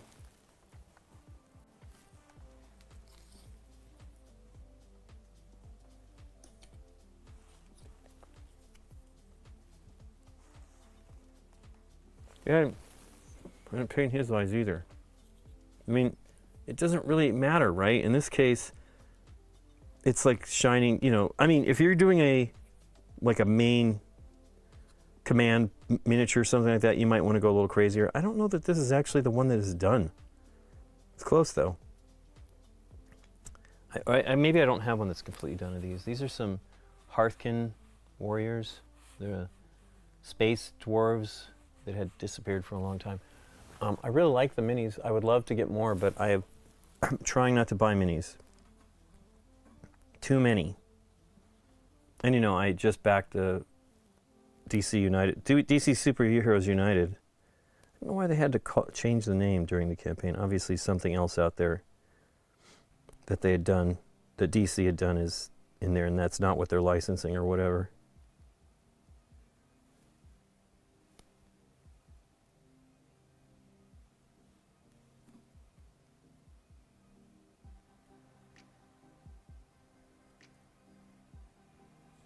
Okay, so that's probably done now. Let's go and put some red over it.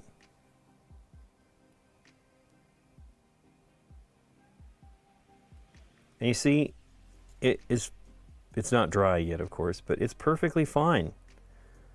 And if you feel it's too light because, you know, it's going on in a darker area, you just put another bit of red on it after that coat dries. And it really, you can do a great job. I mean, under a magnifying glass, you're going to have problems with anything you do. Only the topmost level people, they kind of have to do this because they have to pay that much attention, because that is what the judging for these types of job painting, you know, and I'm not a competition painter. I've watched some stuff recently where folks are like, you should do it, you know, not me specifically, but and I'm sure it raises the bar, but I'm not interested in that. My end result is I want nice stuff, and I want to just get faster. And maybe doing competition level stuff helps you get faster. That's certainly a possibility. But I'm not interested in it necessarily. And part of that is I used to like to do conversions where I would change the miniatures in some way. And part of that was just because you had to. The minis were not great, like very flat in the old school. Here, I'll show you one that's very flat. I found it in one of my cleanups here. This is an Eldar, which is now called, wow, that is holding that stuff up. It's an Eldar warrior. And I don't know what it is. It's probably some sort of commander. It's missing its wings that are right here. I mean, the wings give it some dimensionality, but it's very flat. If you see here, it's because it's cast metal. And to give it any kind of changes, you would often cut off a piece and move the arm a little bit. I I probably would have rotated the arm if I were to do something like this. I don't know though. I mean, it looks great from this angle, but like the gun should stick out, and you could do lots of stuff. I would never, I don't think I've ever done, or maybe very little metal miniature conversion. Mostly I did plastic because for me plastic was much easier to cut and change and smooth out. I used a method now that they call, hey, look at that, I got black on that white. Let's fix that too. Use a method they call, a material they call sprue glue, which is just using glue to thin. You cut up plastic into it, and then it just becomes like into a plastic cement, and it becomes a cover. You can easily cover.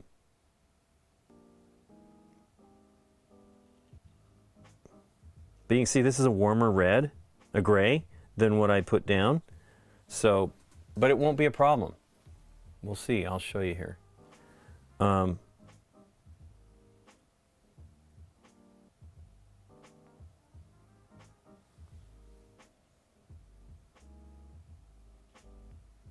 Keep touching it. I'm going to try to mess it up. Anyway, at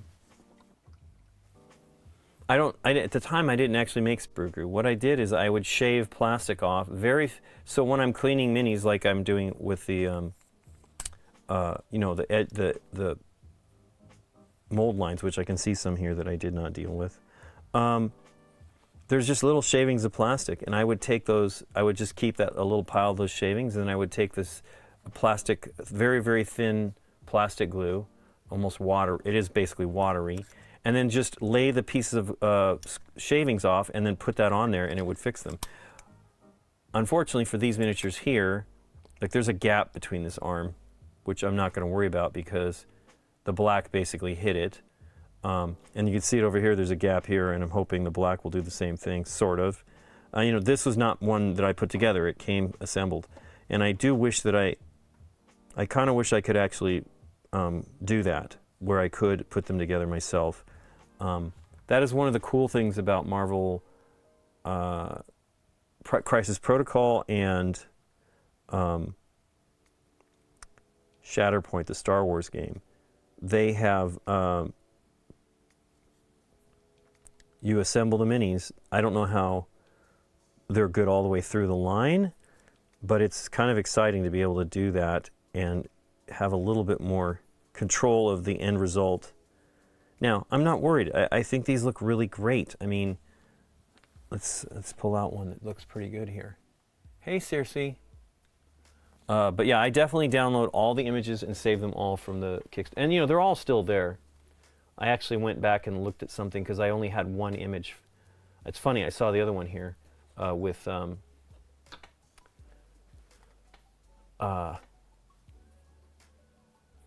gosh, where's is he over here? The punk Spider-Man. Gosh, I just was looking at him the other day, so he's around here somewhere.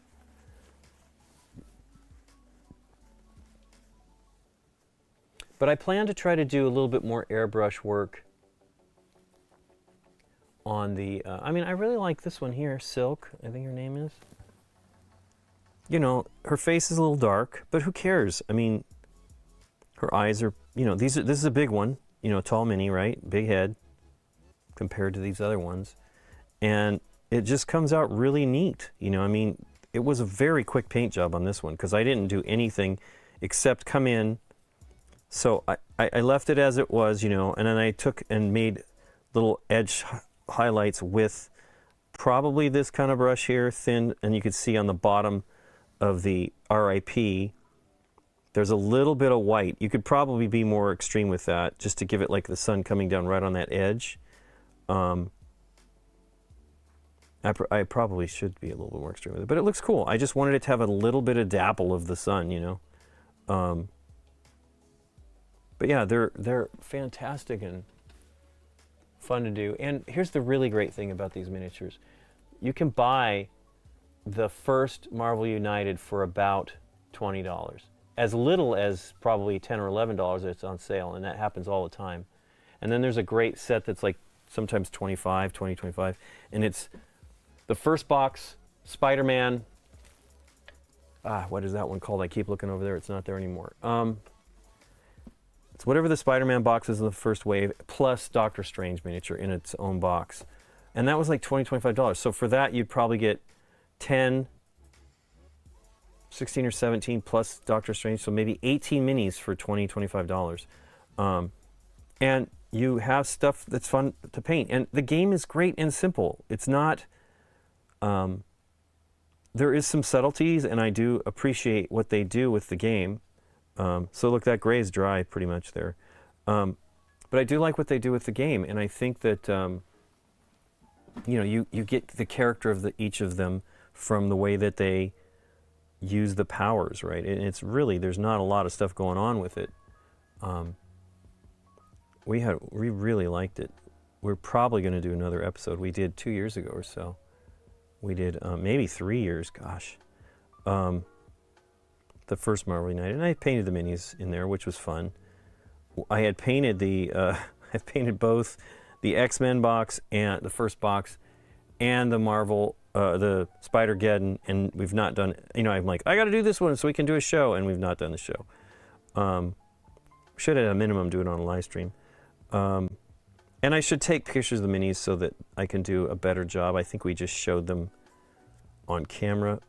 It was Mike and Aaron and Nikki and I played that one. It was fun. Aaron is not. He's like he was saying. He's not that crazy about the superhero stuff. He said, had you told 15-year-old me that they're going to have movies that were gigantic and they would be based on the comic books, he would have flipped out. But he just is. He's just not. He's an adult. I'm not an adult, clearly.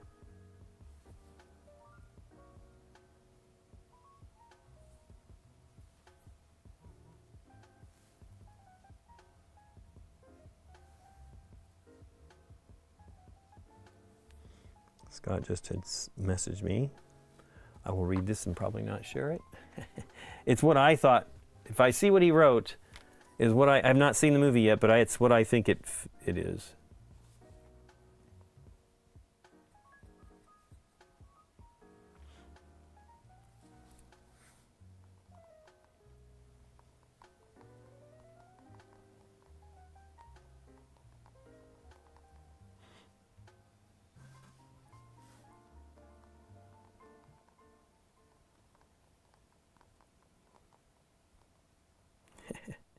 Interesting. I wonder, I want to see the movie regardless. I see most every Marvel movie in the theater. I enjoy them for the most part. I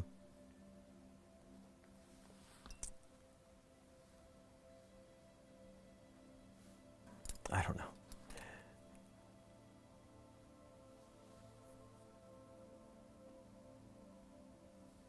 We definitely don't go to the movies as much as we used to. But part of that is we just don't have. Well, one of the issues for us is Nikki really loves Marvel stuff, and I enjoy it too. I did watch Civil War, and I was a little annoyed by that one after it had been a long time since I'd seen it. But part of the issue is a lot of them come out like when we're traveling. So, and it's just not easy to go see it when we're at the new location, at the new spot. So we went, for example, when Doctor Strange came out 8 years ago. It came out on the weekend that we had left for Dallas. And we never saw it in the theater. And Doctor Strange is one of my favorite ones, one of the characters I really like. And so we had bought a 3D TV. I was Mr. Anti-3D when it was like, it's got to be shot in actual 3D. And then I went to see Star Wars The Force Awakens with Rusty, and I was knocked out at how how good the 3D looked. And it was a conversion, right? And so I kind of got on board, and so I had always wanted a 3D TV. When they were making them, because they only did them for like 7 or 8 years. But one year, because I was buying 3D discs that I didn't really know what was shot and what wasn't shot in 3D, but the first 3D movie that I really liked, well, there were a few. We saw the first Avatar, and it was in IMAX, but it was not projected bright enough, and I think that that's because the theater we saw that at, it was not 2 projectors. You basically need a crap ton of brightness, and so it wasn't great. But because when we saw the Blu-ray, we're like, oh, okay, I can see these things in the, because there's a bunch of stuff happening in the dark, and we just couldn't see it. But then I saw the Star Wars movie. Well, I also saw 2 animated films shot in 3D. Saw one of them in IMAX and one of them just, I think, like, what do they call it, real 3D or whatever. Both of them, one of them was Disney. It was my friend and I saw it out in, gosh, I can't remember where exactly. But it was, well, I've seen a few. I saw that one, and it looked great. What was it? Tangled. And then I saw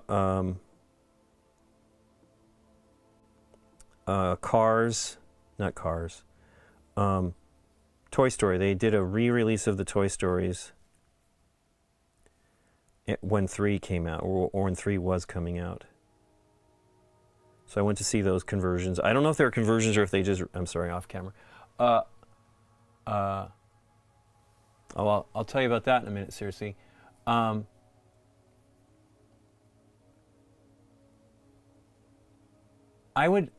sorry, let me go back to, yeah, I got nothing. They're saying buying a few paints that would be consistent. I 100% would go that route. Don't look for a set that will have everything that you think you will need, because you don't mostly need them. One of the benefits, of course, having mixed colors, well, you can have, if you want to mix colors, there are some challenges. Wow, look how much is going on inside there. I don't know how I'm going to do on that. Anyway, you definitely want to see that you want to do that, you're having fun doing this. Don't spend a lot of money until you know, don't start spending a lot of money until you know that you want more and you're enjoying it. And, just get a few select tools. Don't spend a lot of money on a paintbrush. I mostly use synthetic brushes. These are synthetic brushes. I bought 6 of them from schoolsupplies.com or something like that. And this is the very first one of the size 0 that I've used. I have another one that is a size 2 that was in a different type of synthetic. And then I also have one more. But yeah, don't spend a lot. Here's the other one. This is a size 2. So I have a 2, a 0, and a 2 in the 2. I wanted to just try the 2 different synthetic materials. These are Saks brushes. I think I bought it from a place called schoolsupplies.com or something like that. Because, I mean, you just don't want to spend too much. This was probably $12 for 6 brushes. But you could also go, I mean, Nikki does not like going there, Hobby Lobby, but I bought a pretty great brush. See if I can find that real quick. I can't. That was not too bad. And there, Army Painter has some okay brushes. They have some new stuff coming. The ones from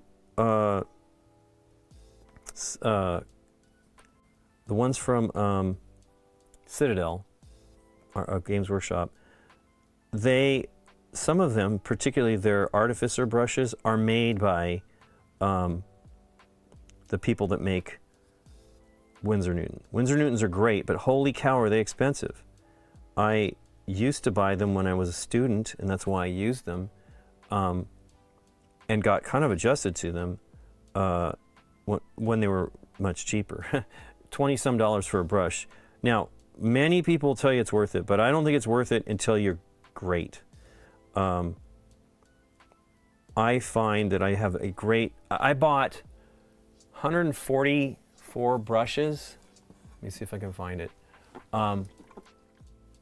From Amazon. I have that darn bottle somewhere. Too much stuff. Oh, here it is. It's tucked away. I got these from Amazon or eBay, 2 different purchases. 144 brushes. And these are these brushes, and I use them all the time.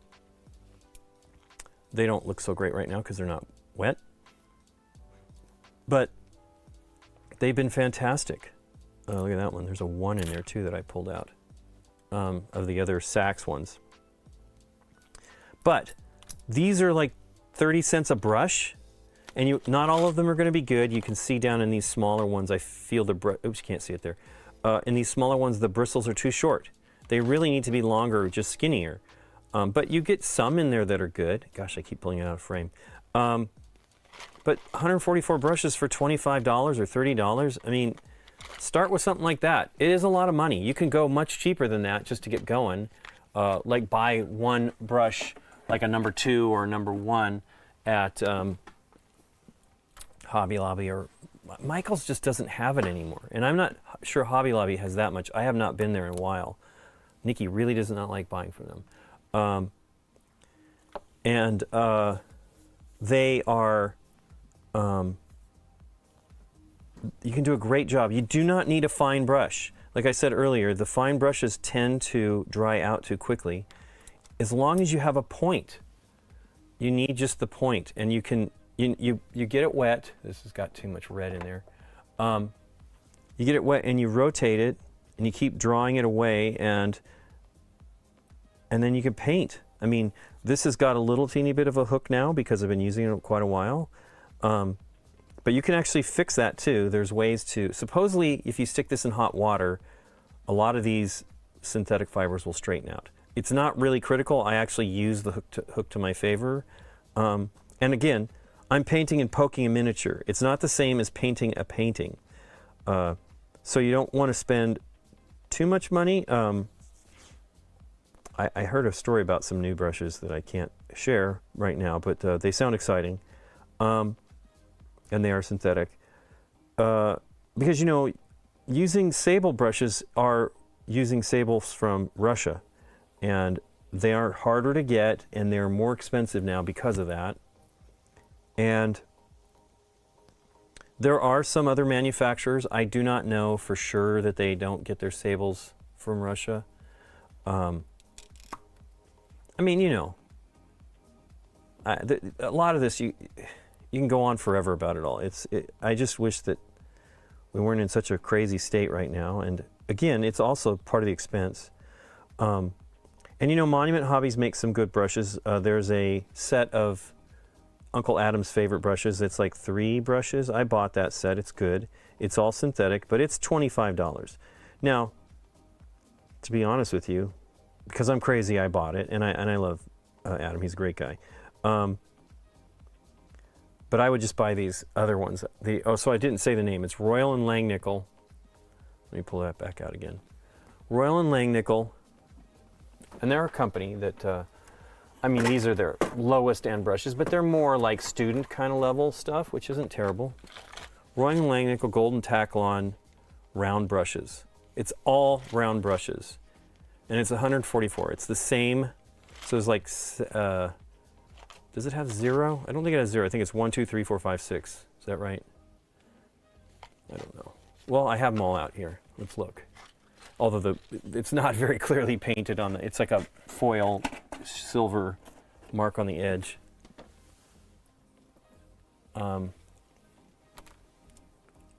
Let's see. I've got most of them out. The orange is a 4. 4s are good too. I mean, I actually am big on, it's not a very good 2. But it's a 2. Let's just look at the ones that are different. I think I have one of most of them, if not all of them, out. Can't be 5. I feel like I'm missing something here. 1, 2, 3. 1, 2, 3, 4, 5. Maybe in the 6. I thought I had them all out here. But they're fine brushes. They will get you going. There is a case, I mean, this is another brand of brush that I bought on eBay, Zem.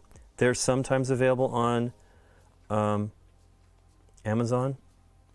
I bought 4s specifically. I didn't buy any smaller ones because I had enough smaller, and I also knew that small was terrible in my situation here in Southern California. But you can get in for inexpensive, and then definitely don't throw them out when they start to get bad. You can use them to do things like I was saying earlier, undercoating, because you're poking them in there a lot. You don't want to use a great brush. That's what I would use the 2s for, although it's really not great. 2's small. Oh no, this is a 1. Which one's a 2? Oh, the yellow one's a 2. They're both not great. I would use one of the worn out 4s or 5s to do the undercoating if you're doing that. Wow, that is really bad. Huge amount of red. And then get a few paints. Obviously get black and white, some reds, and I would buy a primer. If you're gonna, they're not cheap. You know, I mean, they're not really expensive, but you can get a pretty decent size from Vallejo or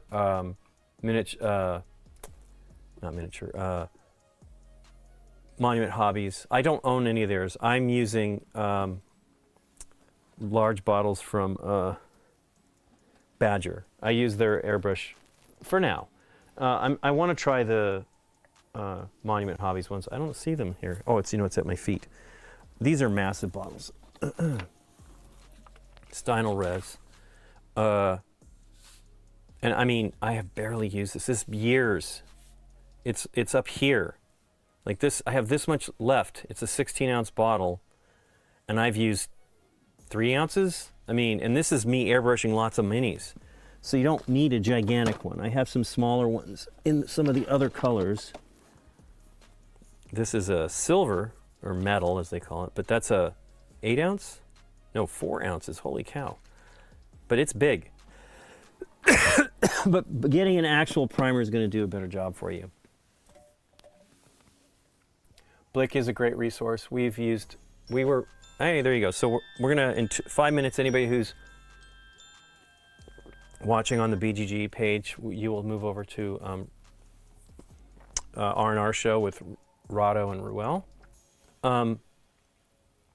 We used to use Utrecht. I don't know I thought they were from New York, but they got bought by Blick. But Blick has lots of brushes. I mean, I have some Blick brushes. Are they here? I'm afraid to touch this one. There they go. I have like a bunch of sprues here. This is my cup of, so this is my first batch of these. Purple. Is purple 6? Yes, it is. So that must be it. 1, 2, 3, 4, 5, 6. So they have 6 sets of, I don't know, how many? 20 brushes maybe? 120? No, more than. 20-some brushes of each size in that kit. That bottle, it's worth it. Now that's if you're going to paint a lot, but if you're going to get a few, just get a few dollars. Spend $5, $10 and get 1 or 2 brushes to get started. And I honestly feel you should start not how I did, which is I used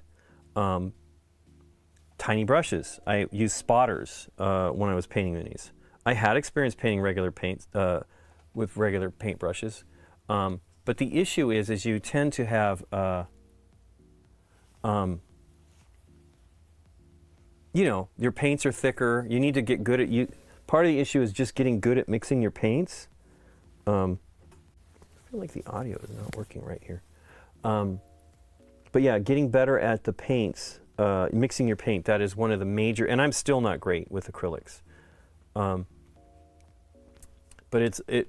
it'll improve your quality massively. Now, speed paints don't need to worry about that consistency necessarily. I'm generally using them at the same consistency throughout the paint job. I don't thin them with water. I don't know how they react with water. I'm sure I've done some because I used to put them on my wet palette and that will thin them, but I was not specifically like mixing them and determining what level of fluidity you would get. That is what you need to worry about when you're doing acrylics, standard acrylics.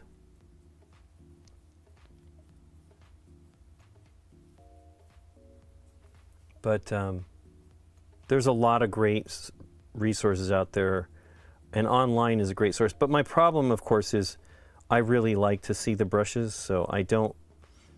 I actually bought some brushes from Blick. I bought Nikki and myself, so I'll show you those. They're expensive, and they're ones that I've used for ages. They're actually ones I used in school. If I can show them to you here.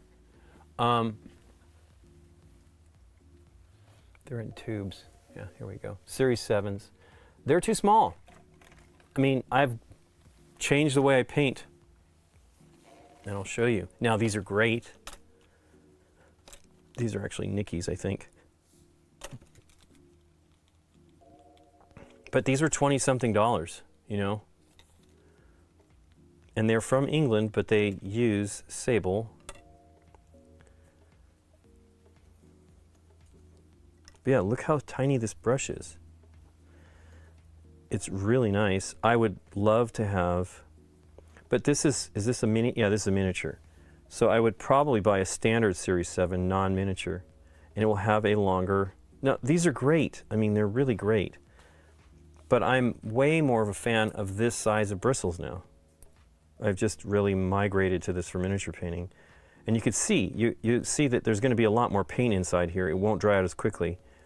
So that is really how it goes. I still will use these and use them occasionally. And I have some sables from Monument Hobbies. They changed them. I thought, I asked Adam if they, because he has his manufacture, you know, his favorite brushes manufactured by them. And I asked him if they changed who manufactured them, and that's not what happened. Is I believe they're made in Germany. They are made in Germany, and they were having troubles getting the handles, the long part done. They could make all of this stuff up front, but they weren't getting these, so they started just buying these, and then I guess they bought the equipment to actually manufacture these handles, and they have it in Arizona, so they'll put theirs together there. And I was not completely blown away with I like the synthetic one, but it's different too. Let me see if I can show one here. There's one of the Scholastic ones. That's not. But I think I bought. Yeah, see, these are Blick. I bought them from online. But this is a 6, right? And that's the crazy thing. They're all sizes are all over the place. You don't really get what you think you're going to get. Where are the bomb wicks? I have something in a place that in front of everything here, so I can't really see it.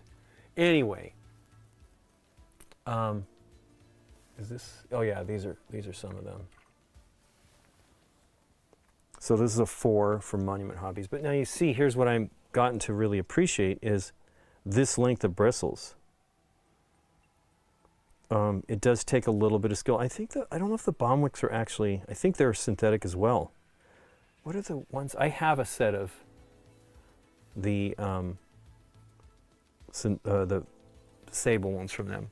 I actually really like these. Are probably my favorite. The bomb wicks, and they're different. They've changed them. They're different nomenclature. I don't know if they're exactly the same brushes anymore. But you know, go in baby steps a little bit. Get a few bottles of paint. They're not. Here's the reality about paints nowadays. If you're buying stuff for miniatures, you probably can't go wrong. I definitely, if you're going to do what I'm doing here with the contrast paints or the speed paints, I will tell you the speed paints are considerably cheaper than the contrast paints. The contrast paints are $7.80 a bottle. They give you a lot of paint, but if you look at the actual volume, yeah, see, 2021 was when these came out. I don't think they actually came out in 2021, but maybe it's been 3 years. I think they just copyrighted that stuff. But anyway, 18 milliliters. Then let's look at the Fire Art Giant Orange that I really like. I'm pretty darn sure this is 18 milliliters. I think I've talked about it recently.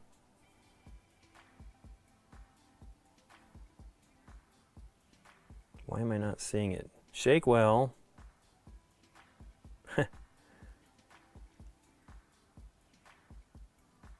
Oh, there it is, very tiny. 18 milliliters, exactly the same amount. And these are a little more than half the price of those. So, but I really like them both. I don't. I've been very impressed with the color quality of these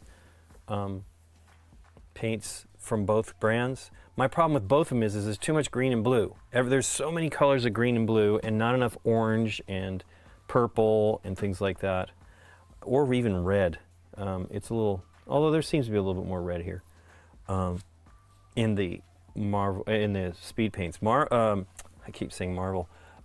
There's not many reds in the contrast paints. It's really frustrating. But you know, they know the audience. They know they're just trying to. Having fewer SKUs has got to be great. I mean, you could go insane and just do tons. And I still was always mixing colors that I didn't have with the paints that I did have. That the issue I started to talk about it is they use more than one pigment. This is a single pigment paint. So if you mix this with another single pigment paint, like a blue, you're going to have a straight purple. That is one thing that is a little frustrating, but they're not the only ones. Most companies mix their pigments. So generally, I've never had anything terrible, like what you normally get when you mix pigments and they're paints with different pigments. You just get brown. Like brown is like the end result almost all the time. But with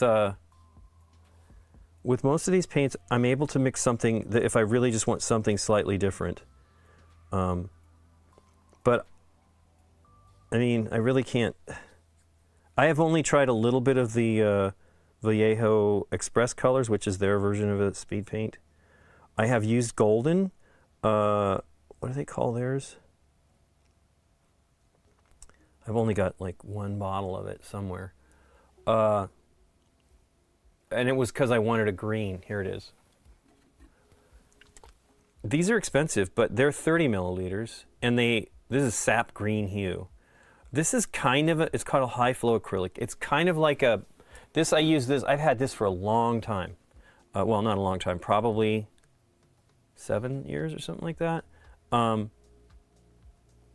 And depending on the pigment you get, and that's what makes them expensive, is varying pigments. You know, certain pigments are much more expensive than others. They price theirs based on that pigment. I wonder if some of the cases on like Army Painter or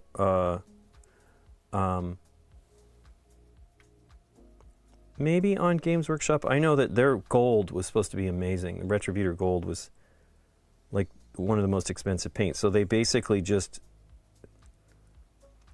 let the cost just be the same for all of them, and you know, some of them were cheaper to make and some of them were more expensive to make. But like they had one of the best golds. And boy, oh boy, did I like Retributor Armor. I don't think it's the same anymore. They took all their paint manufacturing in-house. They used for a long, I don't know exactly how they did it. They used to use HMG or whatever the company's name is. Then they used some company in France, which was really cool. And then I showed the other day some of their paints that were actually made in China. And I don't know if they did it. Probably Games Workshop did it, you know, or through some manufacturer. And then they didn't do everything in China. They did those. Those are like the foundations. Although the washes, we looked that up, those were also, I have some, for whatever reason, I still have some of that stuff. They're all made in China. And they're not bad. They were not great. But now most of the paints are really quite good, and you could get a few bottles of, and you know, the other great thing is mostly you can just mix the paints between brands, no problems.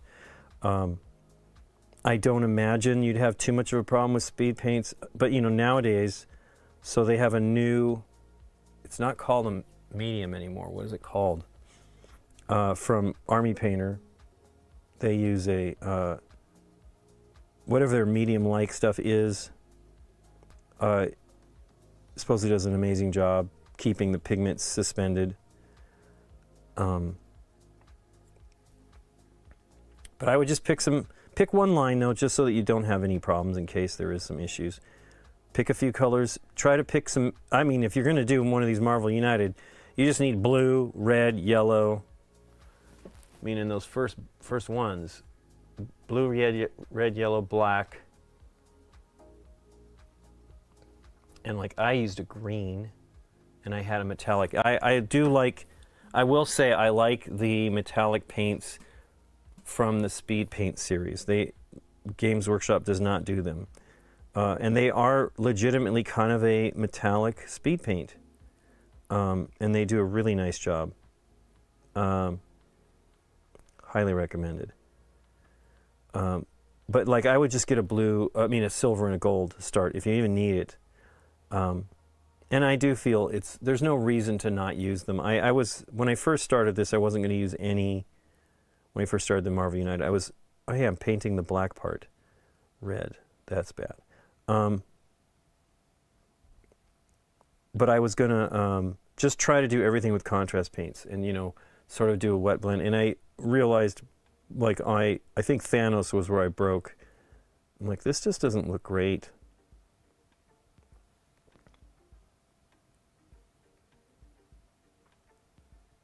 And, all colors lose their intensity as they dry. So this went on very, very bright red. I mean, you can see here, although that's on it's dry mostly. It's still pretty bright on the lightest part of the highlighted tentacles here. But like I put this on not too long ago here, and it's much more subdued. That's just the nature of paints. They will not stay as bright in most cases.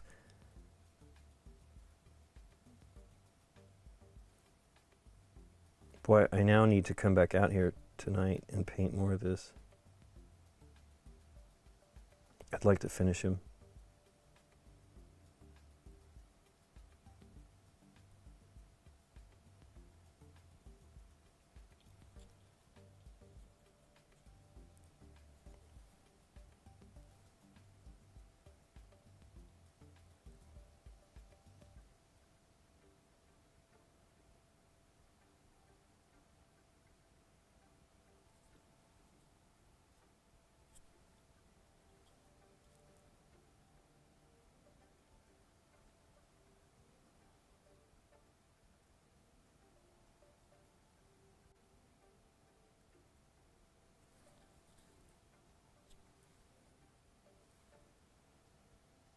But if you have any questions about like what you would like, I have the base set of Speed Paints 2.0. That's awesome. Yeah, Stacy, those metallics are pretty great. Hey, Annie. Awesome. It's the evening, and Sebastian's painting. He's great. Sebastian's a great painter. That's funny. They're watching on YouTube.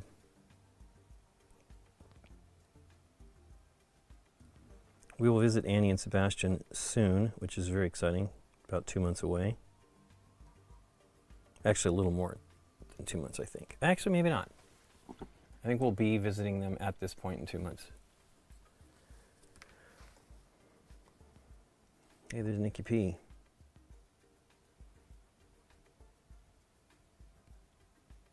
I don't know what that is. I have to look at it later. It's a video. That's pretty cool. It's going to be some work on this. And as you can see, it's really not that hard to like fix it. Like I could go back on anything that's weird that I'm dissatisfied with, just put a little bit of the gray and then build the red back up on top of it, If I'm that concerned, I think that once I get this on here, this looks pretty great in that area. And if I can just have that level of quality for the most part, it should be fine. I mean, you can do any level of detail that you want, and like precision. I just don't know that it's worth stressing about.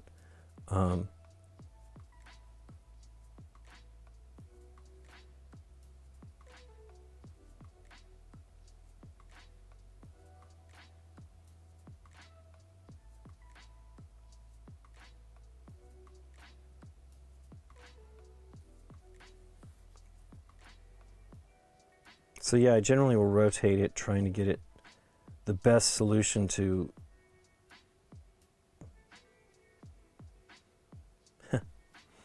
did one stroke and it's already dry, and there's a lot of paint in there.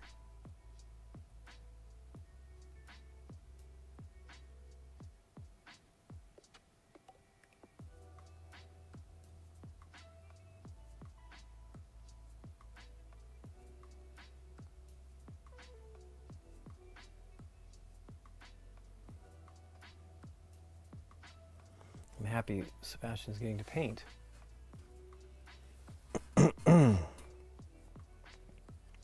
But just pick your, and here's the deal. Really don't go crazy. Just pick one of the games that you have that has minis and paint them. Some people have told me maybe even Stacy was saying she was doing her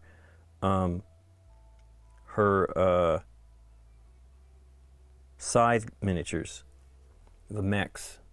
And you know, that's a great one to start with if you have those minis. But pick something like that you're not really too worried about. I just did a wide stroke of that stuff. Yipes. Oh, well.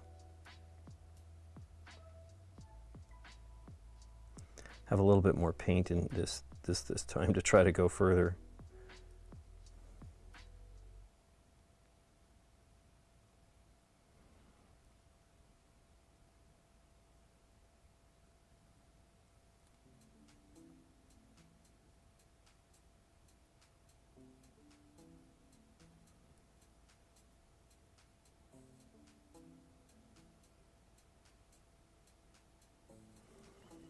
That looks cool.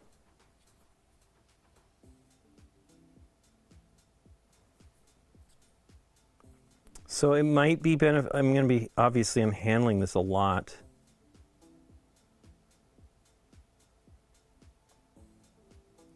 It might be better to actually use a handle.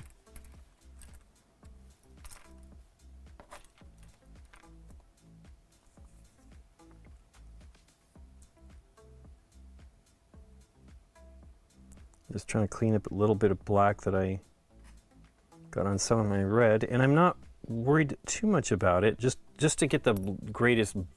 And if you work quickly, if you have another brush on hand, I do have brushes and I should have one that's wet, but all this water has so much color in it. You could clear it off real fast. The problem is I think these paints dry super quickly here anyway. They can take a while to dry in different climates, I've heard.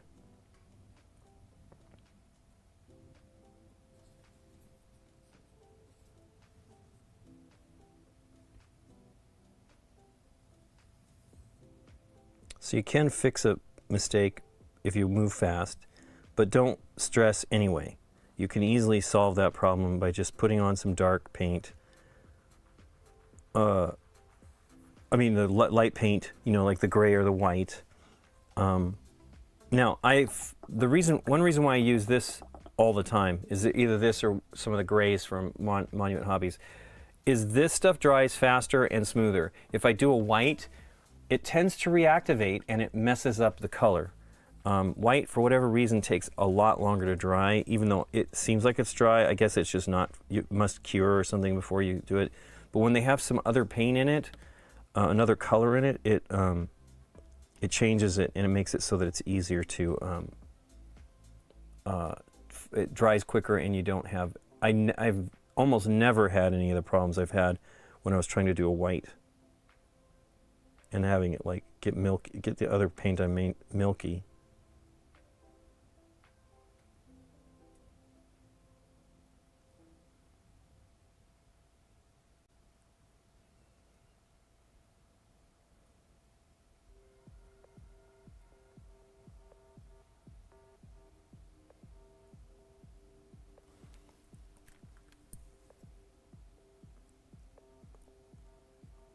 And you know, this is under his chin. Does it really matter that I worry about it at all? But the people that did the paint job are also the sculptors of these minis. You know, they do a lot of great stuff. I was talking to Adam. They do this paint thing once a year, and they got miniatures from busts from that they were all painting in their style or whatever from not Creature Caster, from Big Child, which is awesome, right? I've always wanted to try to do a bust. I don't think I'm that good of a painter. We'll see. Someday I'll try it. Find one that I particularly like. But, you know, I'm really a fan of doing the tabletop stuff. When I was young, my parents gave me World War II models, and so I painted those. It was fun. We were in Dallas, and our friend Kevin from the show, who lives there now, and his son is really into, you know, like he knows the weapons, and, you know, it's crazy. I was never that good. My friend Vince probably was good at it, but Vince is more flight oriented.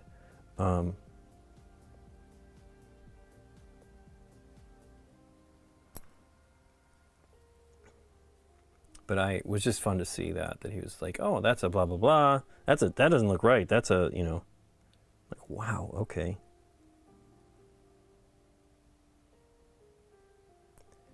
He supposedly also knows all of the Godzilla monsters and stuff, which is really great.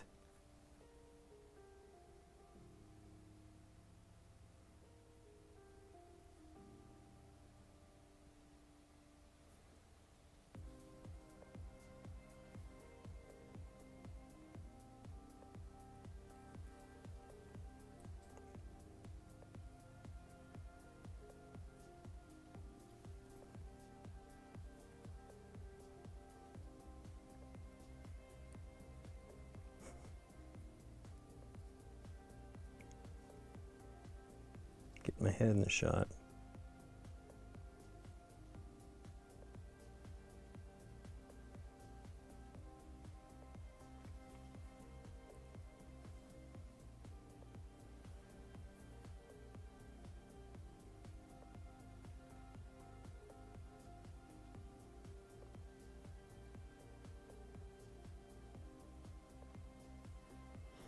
It is crazy how many concerts are uploaded to YouTube. So one of the other things I was watching the other day was we went in 2022 to go see Kraftwerk with Annie and Sebastian in Germany.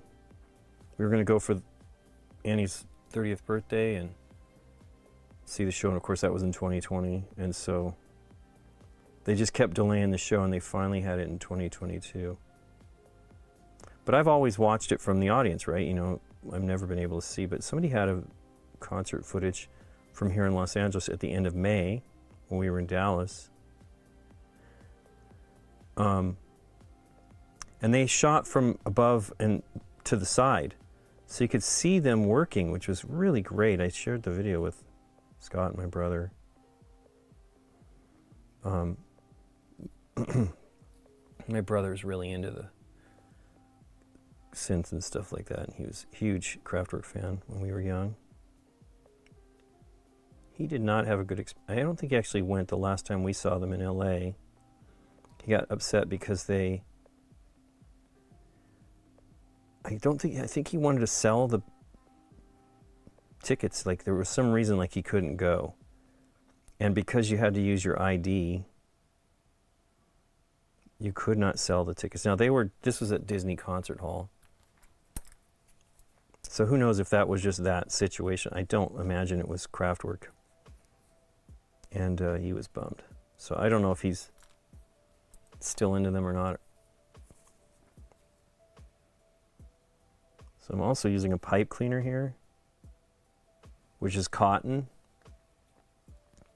It's actually pretty great to clean up stuff as well. I'll probably put a little bit of gray in there so that my red is stronger, since it's up higher on the back.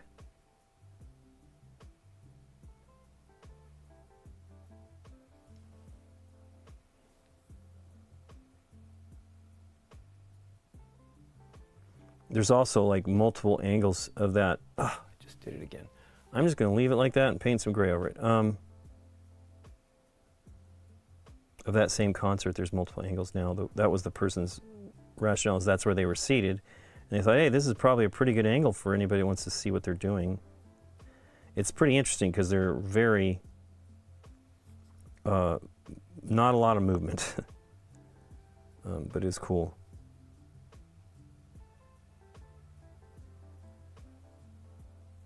The first chance I had to see them was in the early 90s. Because, you know, they were pretty much not doing stuff when I first found out them when I was in high school. No, not high school, grade school. They weren't touring much. And I was too young, I think, at that point anyway. I mean, I'd seen many concerts, but that was mostly because of my dad, who was in the music business. But we were going to go see them for The Mix, is what they called that album. And I guess the story was it couldn't get any more cultural visas. And so they could not do the show. The tour, I think. And it was a bummer. So we didn't get to see them. And I think we lost money on that one. It wasn't like you could get your money back. And that was a bummer. But we went to go see them again. 5 or 6 years later, they did a show at the Pantages. Nikki got to go see them for the first time. Not the Pantages. The Palladium. And, you know, Nikki's tiny, so it wasn't such a great spot for her. We weren't allowed to pick her up. They wouldn't let us pick her up. Because Chris and I went. It was our first time to go. But I've seen them a bunch of times now, and they're great.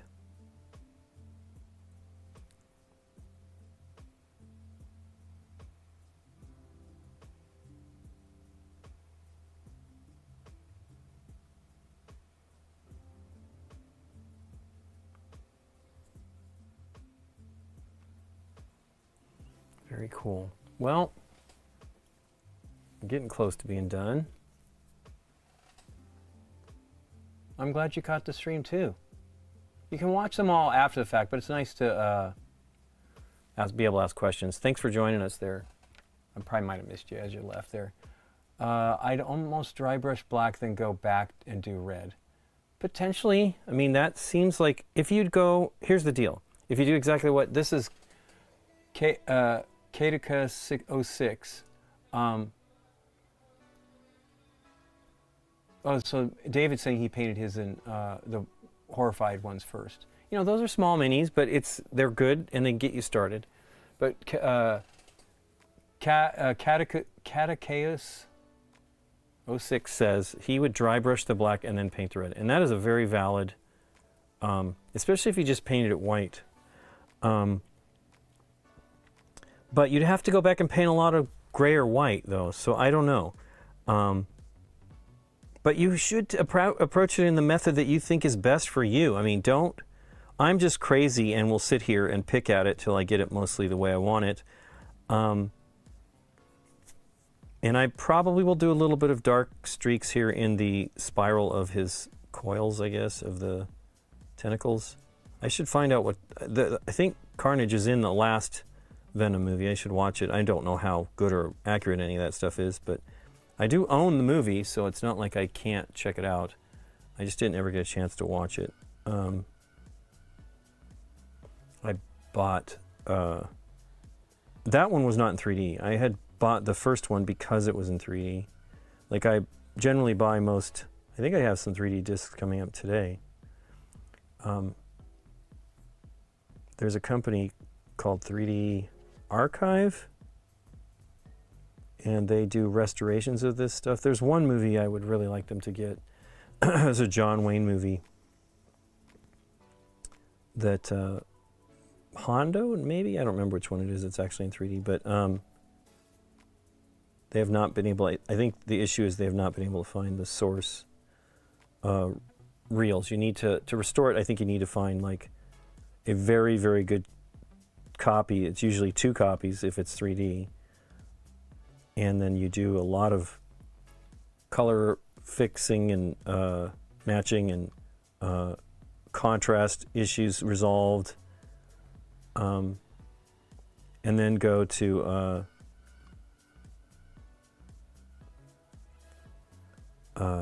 line up the 3D stuff for the 3D, because you have to have the two glasses, and so the film could have shrunk or whatever over the years. It's crazy, the amount of effort they have to do to get the movies restored. And I have many restored by them. I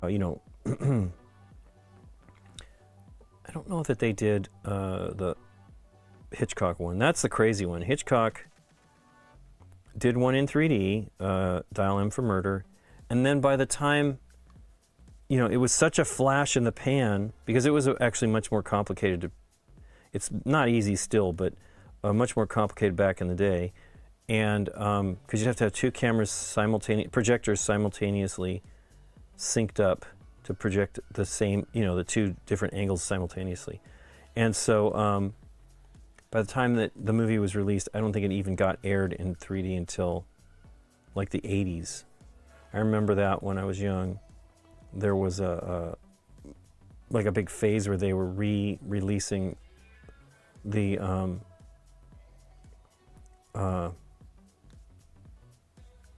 Hitchcock movies, and that was one of them. They actually re-released it in 3D, which was pretty cool. Because there was kind of a craze of 3D again in the early 80s. I never saw any of those movies.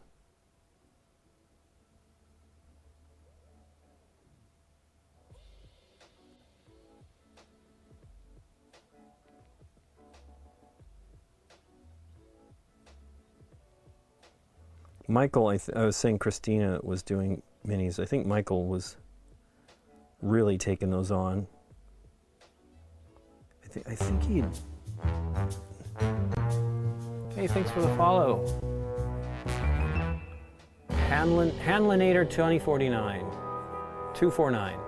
I think he was doing something like Onk or something like that. That doesn't... I wonder if that's right. I don't think it was the Onk. I saw Sebastian's Onk, which is really great. He did a bunch of those. Those larger CMON ones are really amazing. I would love to have a stab at doing some of those, but I just can't. It's just too much. I already have too much stuff to paint. I mean, they're not all large. It's like the Gods or something. They're big too, and that's what they do on the Marvel Uniteds. They've got the. We got a bunch of big ones in the new campaign that we got, but I still have the one that I have sitting out here for one of the Sentinels because it had broke, but look how gigantic this is. I think I was going to say earlier that I was going to probably do some of this stuff with airbrush and then, come in and brush. But yeah, there's the differences in scale between these miniatures. I don't think they had anything else big besides these three Sentinels. And then in the new one, there's Galactus, Fin Fang Foom. What is the character's name? It's a play on like gigantic. It's not that. It's stature, maybe. I don't know.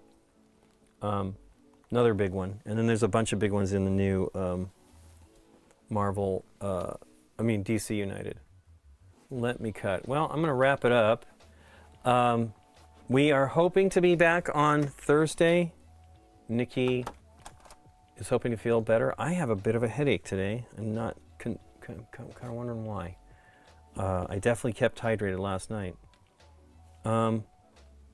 Anyway, everybody have a good week. Oh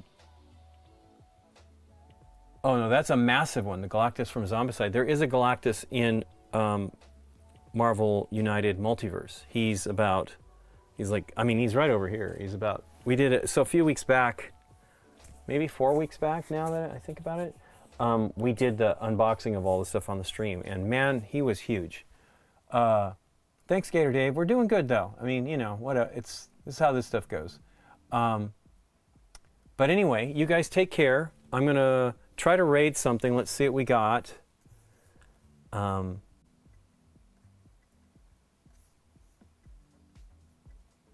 It is kind of crazy. I need to go to like a different thing with this. Nope, I don't want to switch count. I don't know. This all is different. I'm under a different stuff right here. Oh,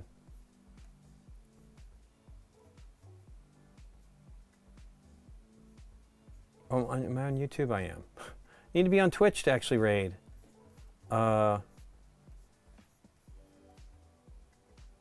Stream a creator dashboard, maybe?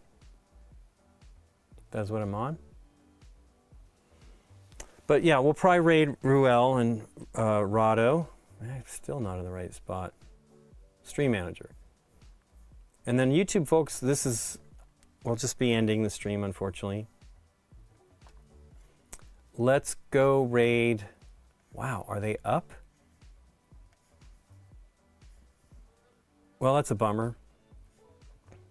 Let me just double check. Can I search? Yeah, Rado.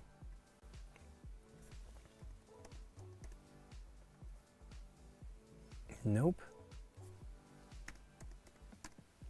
We follow them. I don't get it. So maybe not streaming today? Well, let's see who else we can raid here.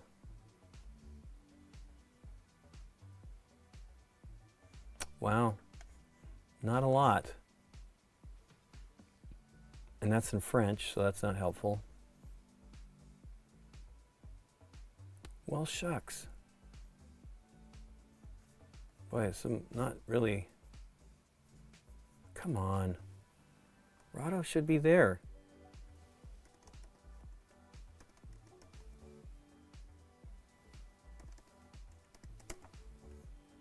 I do not understand Twitch. Anyway, we're just going to end everybody here. Thanks for joining us. Thanks for joining me. Thanks for the chat. I will be back on Thursday, whether I'm with Nikki or not. Maybe I'll just be painting again. Well, you'll see. Keep an eye on our boardgamegeek.com/live. That's where all our streams are logged and where others are. So you can see who's. I got to get from Bonzinator. I have not heard from her. But we have, Adam's stuff on there. We have Stephanie, Steph Hodge, and Amanda, Panda Angel, and tons. Derek's on there. There's a bunch of people streaming tomorrow. We got Benita Kaur and others. So join us again and keep an eye out for other stuff. And you guys have a great week. Talk to you later. Thanks, everybody.